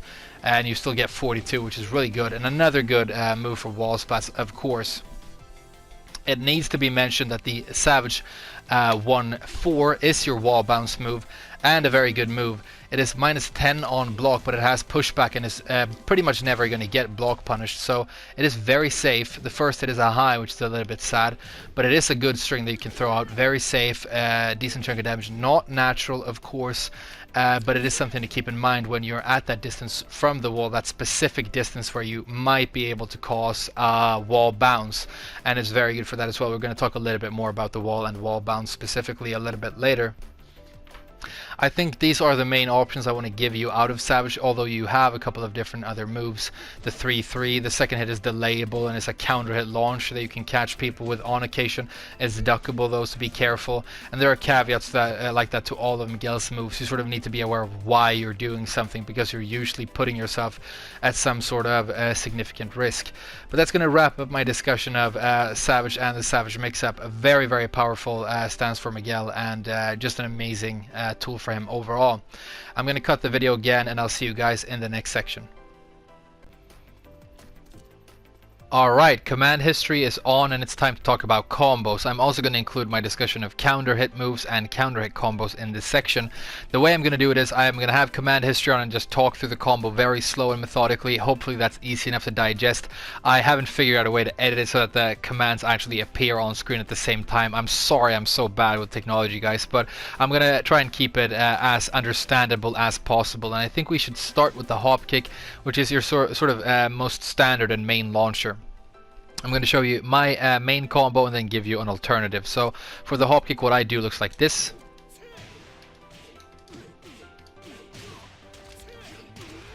That's easy to do, decent damage, and the way you convert any of Miguel's combos, by the way, for wall carry is most of his combos will end with this damage ender 4-4-2-1, and you can always substitute that for 4-4-2-2, and that's going to give you the option to carry the opponent towards the wall for a wall splat instead. So that's the very easy way that you convert his combos for the wall. If they're so close to the wall that this won't work, then the other option you have that works really well is just to run up and do a down back 2, and that's going to let them fly just those last couple of inches for the wall splat. But the combo that I did is up 4-4, which is the notation for the hop kick, so you're just going to do up 4-4 and then right away down back 2, which is this very good damage filler that you use mainly in combos. After that you're going to do down 4-1, which is, you know, your main mid poke, and you have the option of transitioning to Savage here, but you're not going to do that, so you're just doing hop kick, down back 2, down forward 1. After that you do down forward 4-1, which is this string that has really good carry and has the option of going into Savage as well, and you're going to use that option and actually hold forward to lean into Savage here. So far the combo looks like this. Right, and then when you lean into Savage, you're going to spin with Savage 1-1, which is this very good, super reliable spin move, high damage. So very good, and then the ender is just what I showed you earlier, the 4-4-2-1 for the damage, or the 4-4-2-2 for the carry. So one more time, it's up forward 4, down back 2, down forward 1, down forward 4-1, Savage 1-1 for the spin, and then 4-4-2-1 for the damage ender. So let's show the whole thing one more time.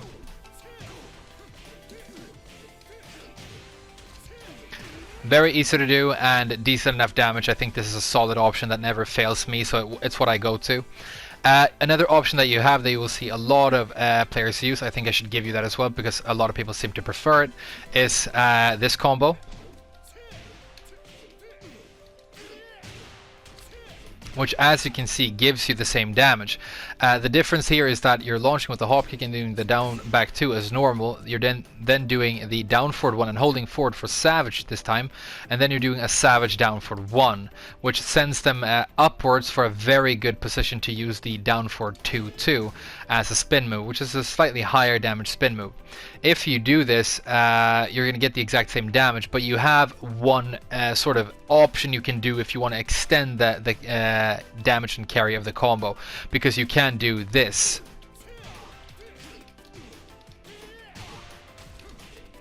and add that little down forward 1 there at the end before the ender. And if you do that, as you can see, you get more damage and you get more carry, but it's finicky and difficult to do. Not super hard, you can definitely teach yourself how to do it, but it's something that you should practice if you want to do it, and it's much easier to do off of this version of the combo than the recommended option that I use. So these are the two main options I want to give you for the hop kick. But the second option that I did right here, if we're going to go through it one more time, is hop kick, down back 2, down forward 1, hold forward, savage down forward 1, down forward 2-2 for the spin, down forward 2-2 for the spin, and then the same ender as usual. Alright, the next launcher we should talk about is down forward 2-1, the other sort of main launcher that you have, and you can't use down back 2 right away here because it's not going to combo, as you see right here. It's not fast enough for that. So what you're going to do is you have to do some sort of filler, and again I want to give you two options. My recommended option, because I prefer consistency and ease of use, looks like this.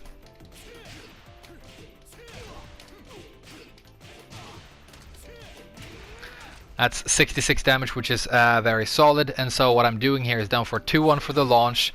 I use a down forward 1, and then I do the down back 2, which makes that hit. I then do down forward 1-1 hold forward for savage, and I spin again with savage 1-1, and then I do the same ender as always. So it's launch, down forward 1, down back 2, down forward 1-1 hold forward, savage 1-1, and then ender. So again, it looks like this.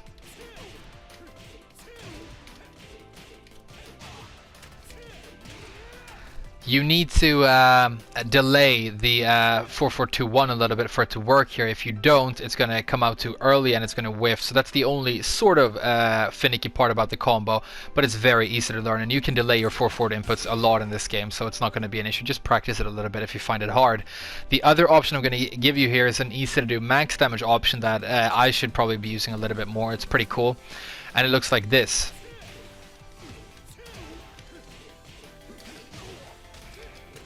I actually messed up the ender right there, so let's do it again.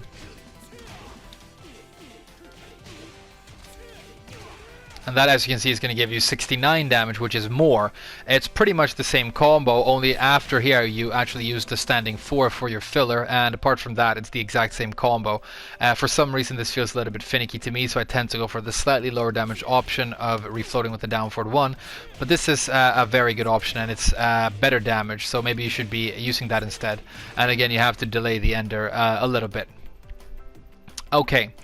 Next, let's talk a little bit about down back 1. We've talked about this in previous sections, but it is a mini combo, so it should be included here.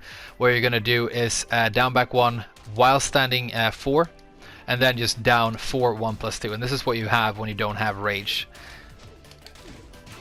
37, easy to do, fast little combo. And then because you're ending with down 4, 1 plus 2, you have the option of leading into savage, meaning that you can get savage Oki here, which is really good. So while standing forward, down for 1 plus 2, lean forward, and then you can do a launcher or a low, and it's going to reach. So it's a very good situation.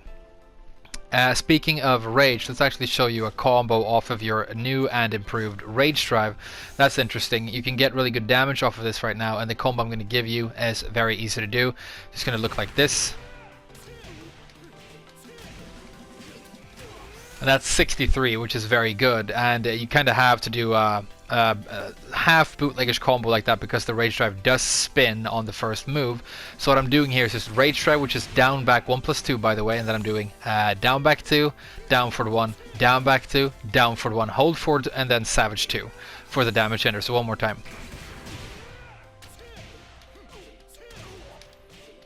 And this is a combo that you use quite a lot with Miguel. There are other launchers where you have to use this, namely the 4-4-3. It's my recommended option for that as well. And the counter hit Savage 4.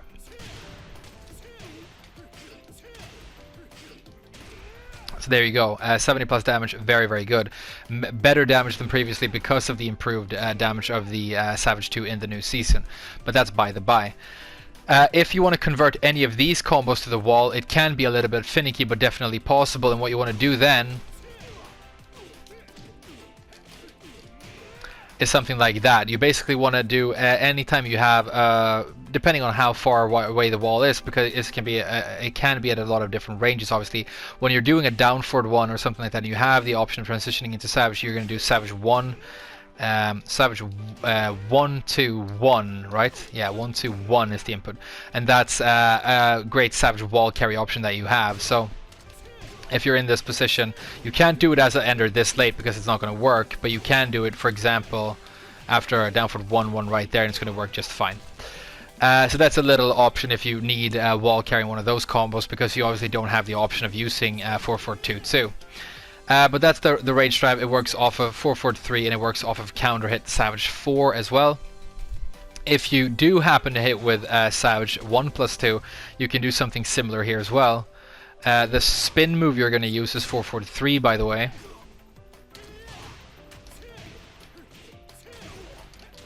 And then I end right there because you have to take one hit out because it's a one hit longer combo, and I end that with down for 1+2, which is good. A little bit inconsistent sometimes, but gives you that really great Savage Oki and the floor break, obviously. But this is not a move that you're going to hit with very often, so don't get too excited about it. Okay, what other launchers do we need to talk about? Should we go to no, let's talk about Savage down for 2 before we do counter hits. Savage down for 2 is another good option where you can just do down back 2 right away. So I use the exact same combo that I use for hop kicks because it's just easy to have. You can get slightly more damage if you maximize, but I just do the Savage down for 2, down back 2, down forward 1, down forward 4-1, Savage 1-1, and then the ender. So it's the exact same thing as the hop kick.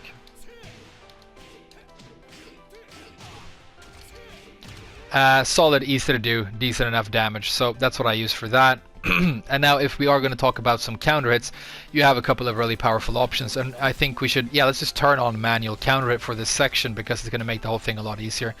I think one of the main options you have now because of the buffs in the new season is the standing 4. This is 12 frames to come out, which is good. It's fast, it's not 11, so it's slightly faster than some other Magic Force, but it has really good properties apart from that. Really great range, leads to a good, easy to convert combo. It's -9 on block, meaning that it's safe, and it's +5 on hit. But when you do score the counter hit, what you want to do is this. Well, this is my recommended option anyway, this is what I use. Really good damage, and you do get that 4-4-2-1 ender, which means you can convert that to 4-4-2-2 for the wall. And so what I'm doing here is standing 4, then another standing 4, and then down back 2. I then do down forward 1. I lean into Savage and I spin with Savage 4. Savage 1-1 isn't going to work in this situation. And then I just do my normal ender. So let's do it one more time. And this is a situation where you really have to delay that ender quite a bit. It's easy to do it too early there and mess it up, so just be careful about that. And this combo is going to do you solid and be very, very good. Another option that we were shown in the trailer for Season 2 is that you can spin with Cyclone Slap here, but I think it is an inferior option, and I'm going to recommend that you go for the option I just showed you instead. The other important counter tools that you have are the back 1 bitch slap, 11 frames, meaning that it is the fastest counter tool that you have. It is also -9, meaning that it's completely safe, +2 on hits. But the fact that it impacts at 11 frames and has not great range, but it's kind of like your one jab kind of range. It's just very fast and a powerful tool for that reason. And when you're talking about counter tools, 11 as opposed to 12 might sound like a small difference, but you have to keep in mind that with counter hits, you're always trying to hit an opponent who is already attacking you. And so one frame of difference can be the difference whether or not you counter it or get hit by what your opponent is doing. So it is definitely, there is enough incentive to use this move as well. And you're going to do the exact same combo off of this and the forward 2, which is the other counter tool I want to mention, which is the Telefonazo, which is a longer range but slightly slower version. The Telefonazo is 15 frames to impact, +6 on hit, -3 on block, so very safe and very cool. He hands you the telephone. And you're going to do the exact same combo, only difference being that the back one is going to require a sidestep right, and I'm sorry if that annoys you. So the way the combo looks is like this.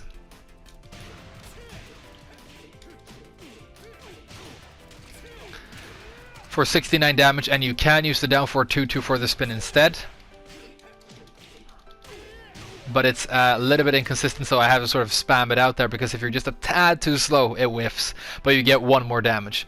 And like I say, back 1, the exact same combo, only you have to do that sidestep right first, otherwise it becomes inconsistent. It's not hard to do. The sidestep can be quite small and it's still going to work just fine.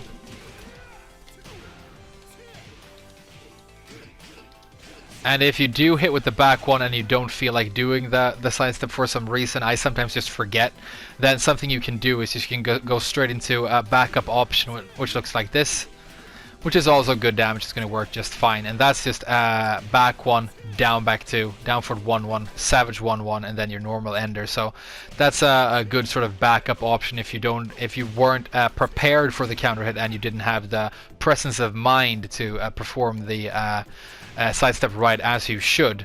But like I say, these combos, if I'm going to go through them slowly one more time, you counter hit, you do you counter it, you do down back 2, you do down forward 1, down forward 4-1, savage 1-1, and then the ender. So it's very similar to the combo that you do off of the hop kick again. That's sort of the bread and butter for this character.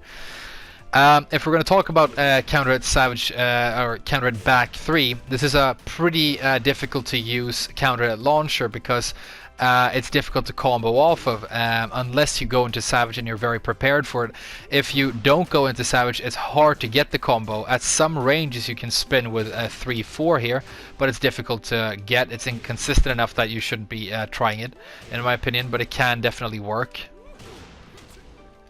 Maybe now that they've changed this move in Season 2, it actually doesn't work, but it's not something you want to do anyway. Sometimes you can get the down forward 1 here, and when you do, it obviously becomes very easy to combo, but that again is inconsistent. So there you see it hit that time.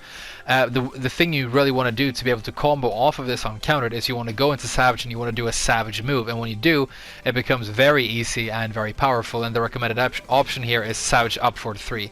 So when you do that, you can do your normal bread and butter combo again, and it's going to work just fine. Like that, and you can see that the damage is really, really big. You get 80. So again, it's just back 3, savage up forward 3, and then just down forward 1, down forward 4-1, savage 1-1. So it's kind of like the bread and butter that I've been recommending off of the other combos. But there you go. Okay, any other combos that I'm forgetting? Let's look at my list here. I don't think so. I think we're good for most of the important launchers here anyway. So I think the next thing I want to do is either go to the wall or do Oki. Maybe it makes more sense to do Oki first. Okay, let's cut the video one time and talk a little bit about Oki next. Guys, allow me to interrupt myself. I just ended the combo section and realized I forgot to give you a combo off of while standing 2-4, which is such an important launcher with a unique combo, so I'm so glad I caught that because it would have been a big mistake. Your fastest launcher, you can use it for whiff punishment, really if you just duck from a range, because it has good range and it's very fast. The second hit is duckable though, so be careful about that. And the combo I'm going to recommend off of this looks like this. Then you have the option of leaning into savage for savage Oki, and you can get resets and stuff, so it's really cool. But the combo is just while standing 2-4, sidestep right, down back 2, which is the part people don't like to do or to practice. And that's another reason a lot of people use the hop kick from full crouch. It's also a slightly more powerful launcher, so it's a good option for that reason. But this is not difficult to do, and with just a little bit of practice, you're going to get that timing down to where you can do it perfectly. So don't worry about it. It's not a difficult combo. So yeah, sidestep right, down back 2, down for 1, another down back 2, and then down for 1 plus 2, which is the spike move that allows you the savage transition. So I'm going to show it one more time. And then if you want to convert that for wall carry, all you do is this. And you can see me spamming out that last string there with my clean inputs in the command history. But that's just after the first down forward 1, you hold forward to lean into savage, and then you do savage 1-2-1 for the wall carry, which is really good for that, but it doesn't give you the spike and the Oki and the damage, obviously. So that's my recommended combo options off of that launcher, and I'm so glad I remembered to stick that in here. Let's move on. Okay, so if we're going to talk about Miguel's Oki game now, I think that actually carries pretty naturally in the section here with combos and Oki to the wall game. So let's just do both of those things on this stage. Now, if you're just in a position where you're standing over your opponent and they're on the ground, the first thing you're going to want to look for is a solid option to just hit an opponent who is remaining on the ground. And for that, you have a stomp, and it's actually one of the best stomps in the game, in my opinion. These stomps that only work on grounded opponents tend to have down 3+4 input, which can be a little bit awkward and stuff. But with Miguel, it's just down 3. It's very good. It does good damage. It's relatively fast, and it's very solid for chasing grounded opponents. So if your opponent's just staying on the ground and you just need to hit them with something to make them get up, the down 3 is a very good option. It does 20 damage, and it's great for that. It's also good, of course, if you're let's turn off the command history now. If you're in one of those positions where your opponent is standing up and getting up off the ground into a standing position, if you start performing the move when they're still considered to be on the ground, it will come out and it will register as a low attack, hitting them on the legs as they stand up. So as long as they don't get up crouching, it's going to hit them. The other main option you have for hitting grounded opponents with Miguel is the down 3+4. Down 3+4 is in its own, it's a kind of a category of move that became a lot more common in Tekken 7. You see them on a lot of characters. Same notation for Josie, Kazuya has one, Deviljin has one, Katarina has one, but these sweeping low attacks that are going to hit an opponent who is on the ground, but it's also going to knock down and wall splat an opponent who gets up crouching, meaning that it is supremely useful, especially at the wall. So in a knockdown situation where you want an option that covers 2 bases, and this is what you're usually looking for with Oki game, you want to cover at least 2 bases with your Oki. This is a very solid option, but they nerfed it in the new season, so it's minus 15 on block now, meaning that it is a lot worse. It can be launch punished, so I honestly think this move is a little bit too dangerous to use right now. I will throw it out on occasion. A lot of people aren't aware that they can launch punish it yet, but it's another good option for chasing people who are just staying on the ground. And if you think they're going to get up crouching, you have the option of using it for causing a wall splat at the wall, but just a knockdown normally. So these are all great options for hitting specifically grounded opponents. Now, any kind of mid that can chase people who are trying to like side roll and stuff or on the ground, like a down forward 1, is very good here. And the good part about down forward 1 for your Oki game is that you have the option of going into Savage, and if you get hits, you can just keep on mixing them up with this. So that's a pretty good option. Something that happens quite a lot for me is I will try a down forward 1 against the opponent and then just stay down. So if they just want to stay there, then okay, and now I'm in Savage and I just do a Savage move for the Oki instead. So that's pretty cool.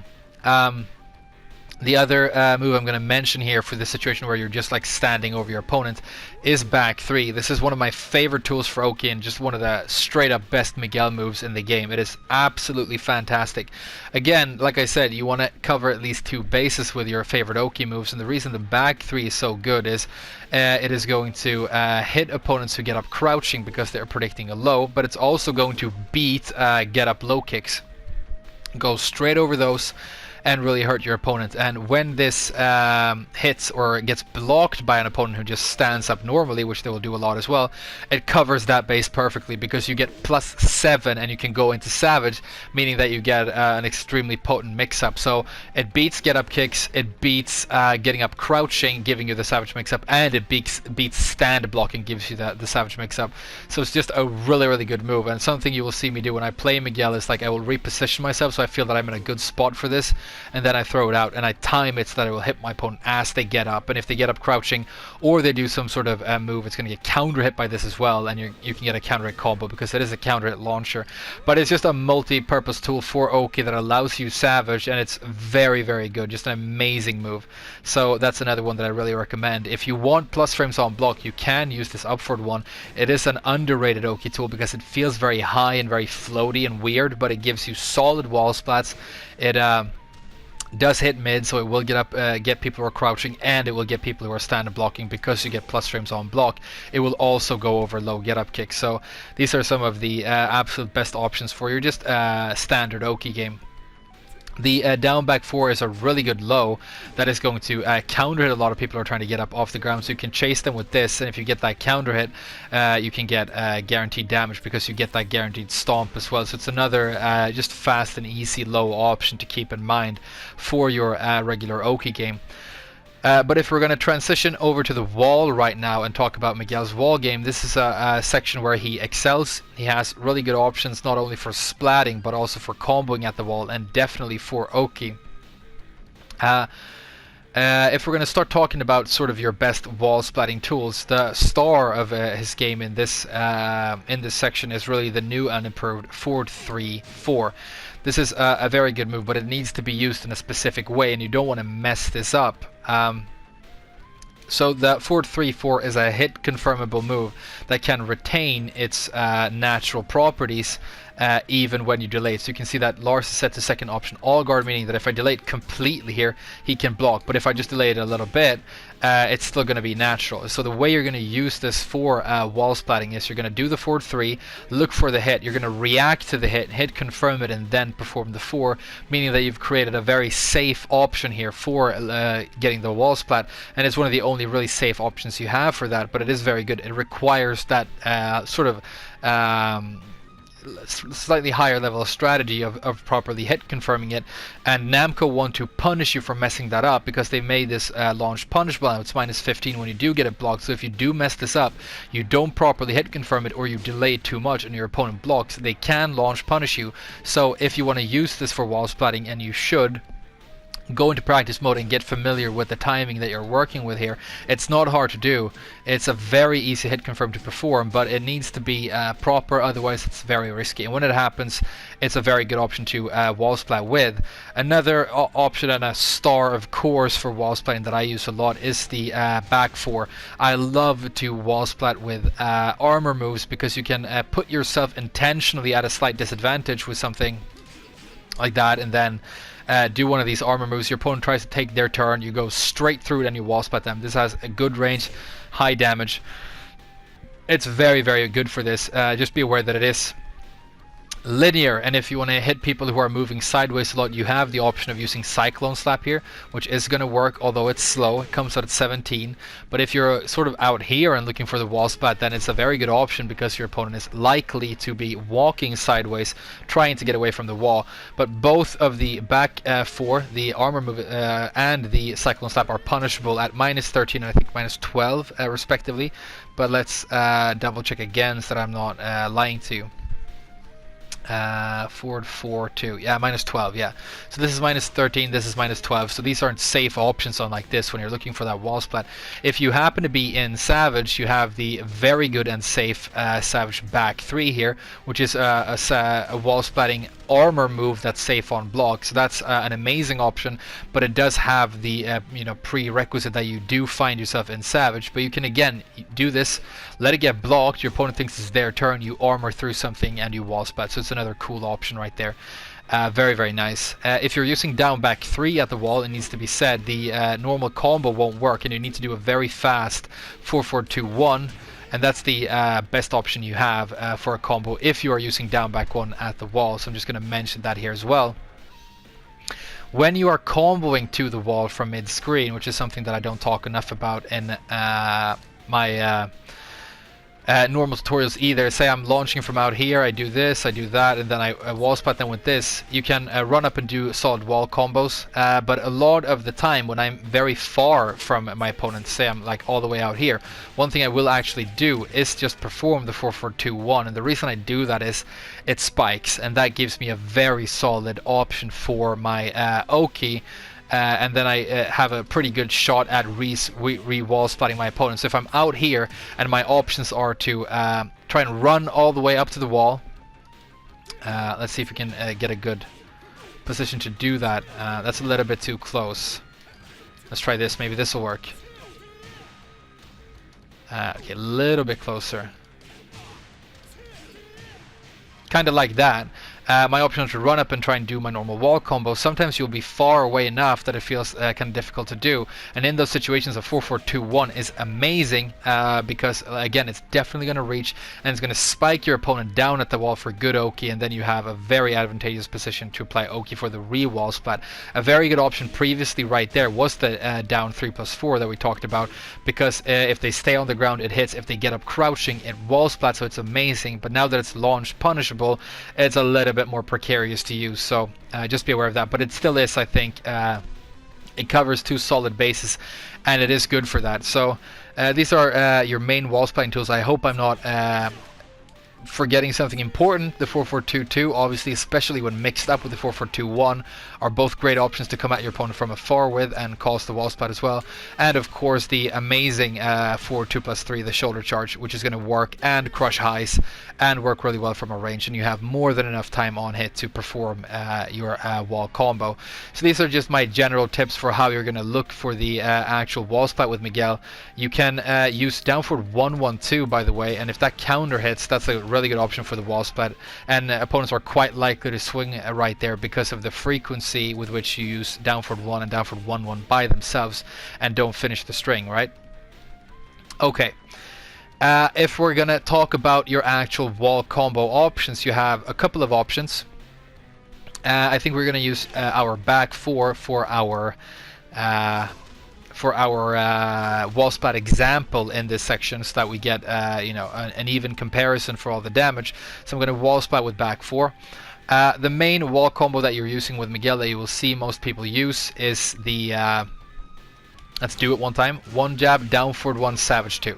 So you need to hold forward after the savage 2, after the down forward 1, sorry, to get access to savage and then do savage 2. So one jab, down forward 1, hold forward, savage 2. And that's really good damage at 54, super solid and easy to do.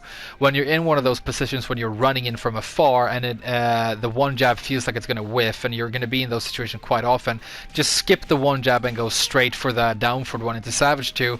That is going to be slightly less damage, but it won't let you down. It's definitely going to work. The down forward 1 has a very low and scoopy hitbox, and it's going to work fine for that. So when you are in one of these beautiful wall splats at the wall, when you're just splatting your opponent point blank, you can use the one jab. But if you're coming in from a range and it feels like you have not enough time maybe to do the whole thing, skip out on the one jab and just do the down forward 1. Another wall combo that you see Miguel players do, and this is important, and I want you to listen up here, is a lot of people will use this move. This move is a move that we should have talked about really earlier in the counter hit section, because I kind of consider it a counter hit launcher. I haven't talked about it yet, so I'm going to do it in this section. It's one of my favorite counter hit tools with Miguel, but it is also a wall combo. The reason this move is so good is if we set Lars here to second option all guard, you'll see that it's not a natural combo, but if the second hit hits, the third hit is also guaranteed, so that's going to be natural. If you counter hit, the whole thing is natural for a massive 53 damage, so it's almost like an entire counter hit launcher. When it does hit, it's absolutely massive for that, and you see me use this move a lot. The reason it works so unreasonably well at killing people, especially online, is because this looks a little bit like a hop kick, and people are used to taking their turn and actually punishing as soon as they block a hop kick. So they will block this first hit, they will swing, and then they will just eat these two consecutive hits after that for massive damage. You get +5 on hit, it's -6 on block, so it's very safe.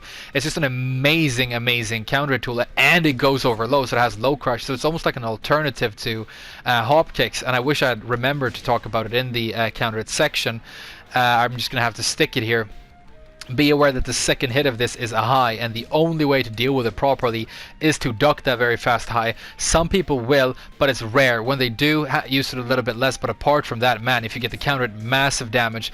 If they swing after the first hit, which they will do all the time, you get that really powerful situation, and then you're just on so much momentum, and the damage is huge. So what a fantastic move.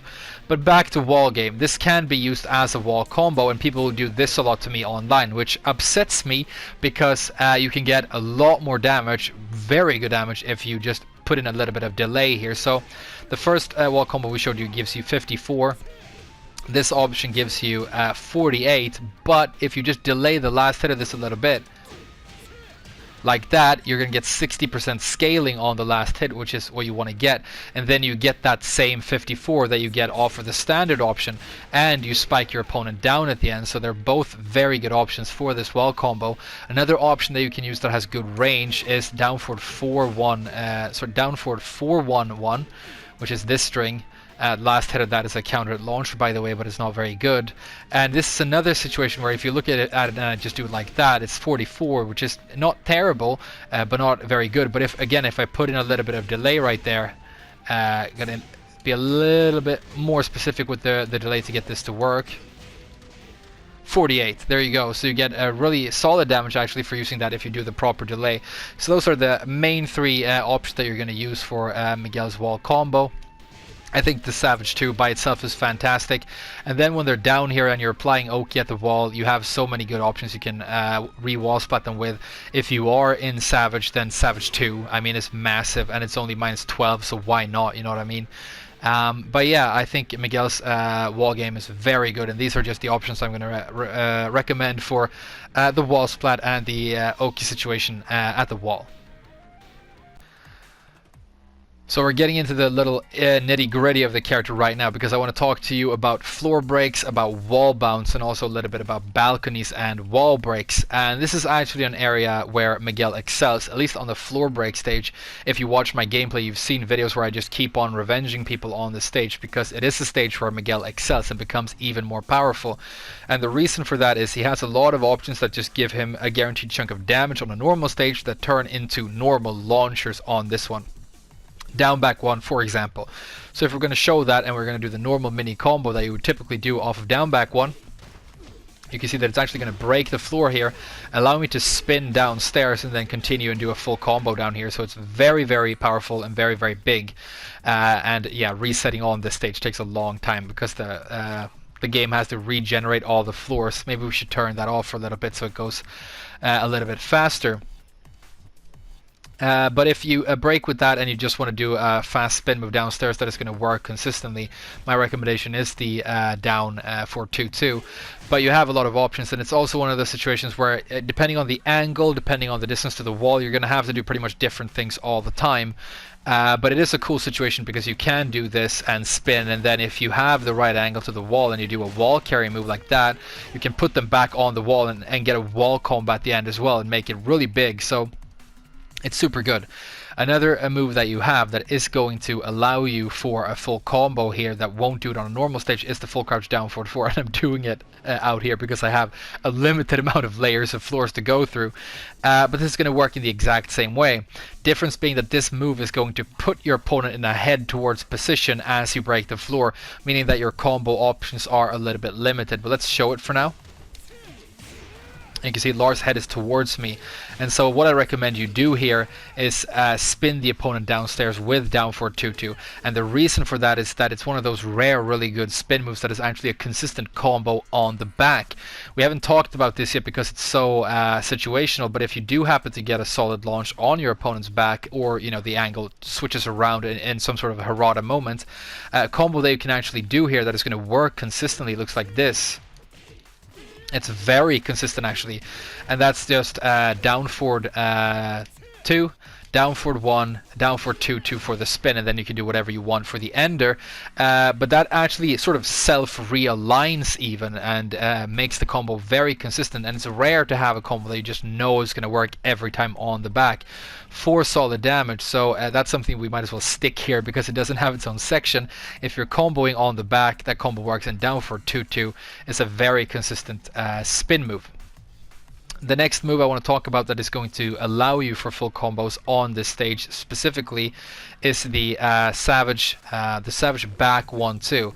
And the reason I want to talk about this on this stage and stick wall bounce in this section is that these moves can actually create a pretty potent mix-up, and it's the only mix-up option you potentially have for your wall bounce. It's completely bootleg, but it does work. So first of all, let's show this move. This is Savage back 1-2. It causes the knockdown, and you can break the floor here for the full combo downstairs, but it's the same situation as with the full crouch down forward 4, where Lars's head is towards you, and you need to do something that's going to work in that situation when you're downstairs. So just be aware of that.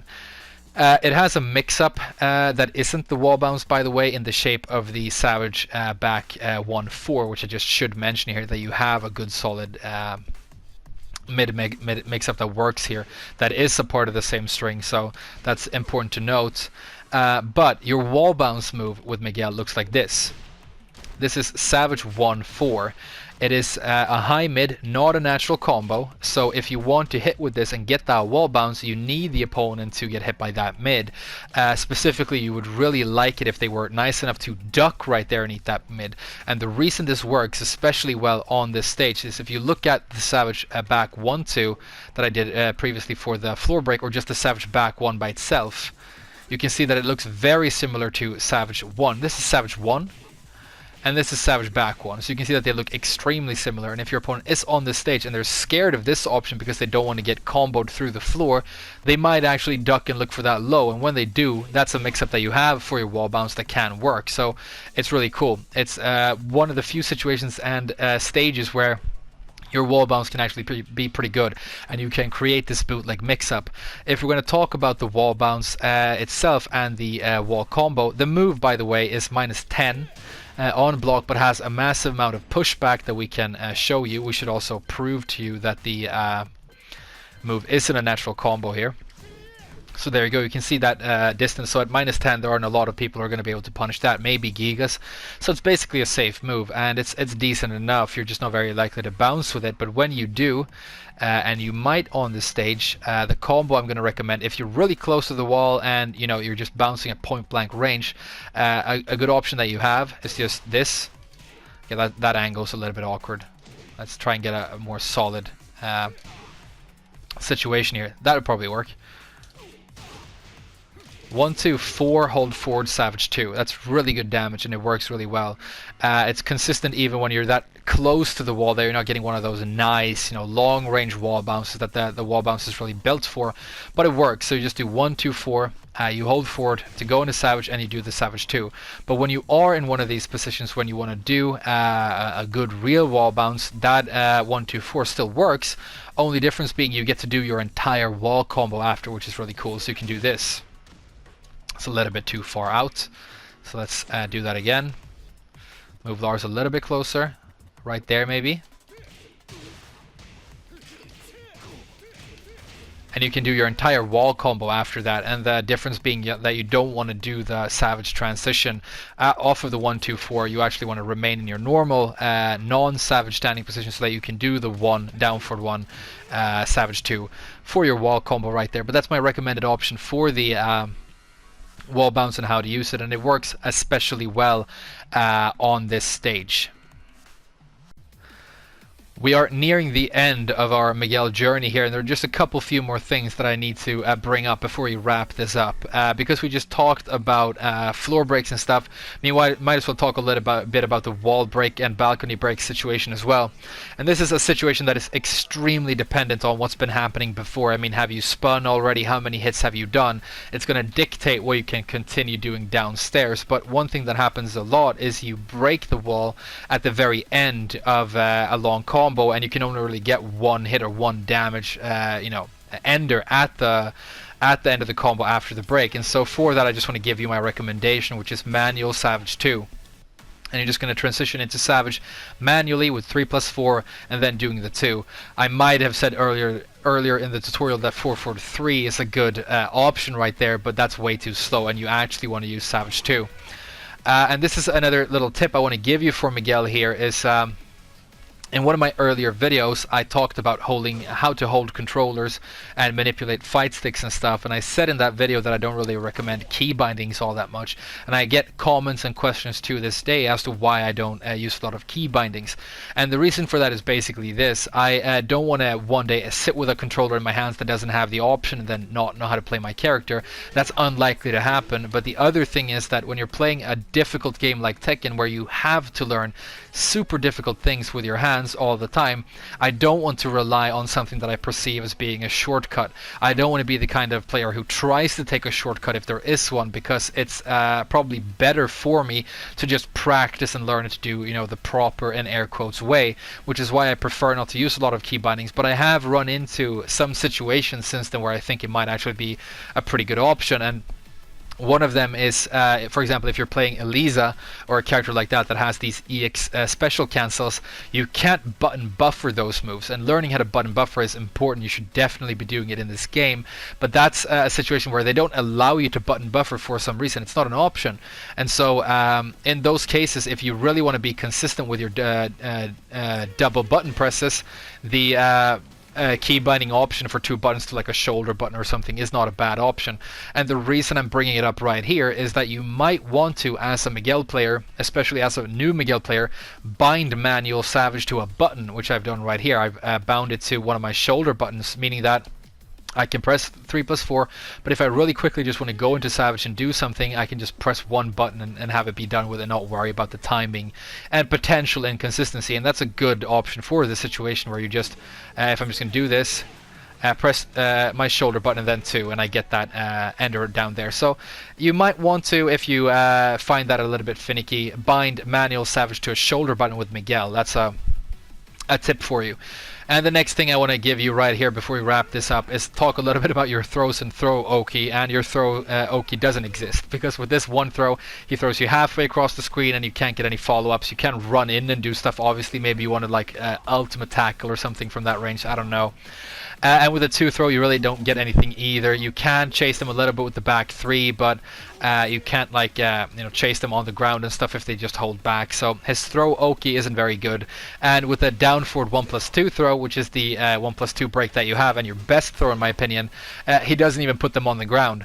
But I actually really love this. It just feeds into the character fantasy and playstyle of Miguel perfectly, because you know he is in his opponent's face, just hitting and punching them constantly.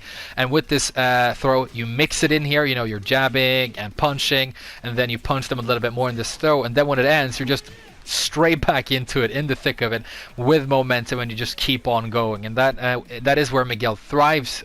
So I think it's actually a pretty cool thing that it doesn't put his opponent on the ground. I especially like this throw after this string, as you know if you watch my videos. It's very good right there when this hits, and then all you need to do, I mean, you do this and then you can do that throw, works just fine. And then you just mix in a mid, maybe you mix in the down forward 1-1, they duck, so that hits, now you're in Savage, so you launch with that down forward 2, now you're carrying all the way to the wall and you're doing massive combos, and yeah, and the train just keeps on going with Miguel. And you can tell by the way I'm talking here that I'm starting to wrap this video up.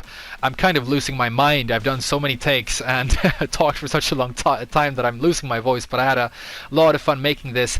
The only real mistake I think I made that I've caught so far, there might be other ones in there, there probably are, is that I should have stuck this move, which is very good and very important, in the counter hit section, but at least I remember to give it to you, and I put it in there, so I did tell you about it, which I think was great. But to wrap Miguel up, you are pretty good at backdashing, you have a decent defensive playstyle, and you do excel at creating space, but you are very good also at staying on top of your opponent. That's, I think, where you excel. Looking for constant powerful counter hits and looking for plus frames on block and on hit, transitioning into Savage and applying your really powerful mix-ups, carrying them all the way to the wall, and then when you're at the wall you're just a complete murderer, super dangerous, and yeah, just keep the offense train going. Get those crazy comebacks when you're in rage, you're in the clutch, and you think you're going to get perfect dead, and then just 1-2 mix-ups, and you just take the round with your massive damage and your powerful mix-ups and crazy party moves out of Savage. What a cool character. So much fun to play, and I really do recommend him to absolutely everybody. Thank you so much for watching this video, and I do hope you enjoyed it. I hope it was the best tutorial I've made. If it wasn't, then I'm very sorry about that, but I think it might have been, and I'm very glad I got the chance to remake it in Season 2 now that so many new people are flocking to this amazing character. And thank you as always for supporting this channel. It's been over a year since I made my first video and my first guide, and it's just gonna keep on trucking. Much like Miguel's pressure, this channel is growing at a very steady rate. It's not letting up, it's actually growing faster now than ever, and I'm having so much fun doing this with you guys. Soul Calibur next month and everything, or this month, we're already in October, that's crazy. There you go. Thank you so much. Lots of love. I hope you have a great day. Now I have to start preparing because the city I'm in is about to be hit by a massive typhoon again, and I need to go and buy food and get my laundry off of the balcony. Thank you so much. Lots of love, and I'll see you guys again very soon. Bye bye.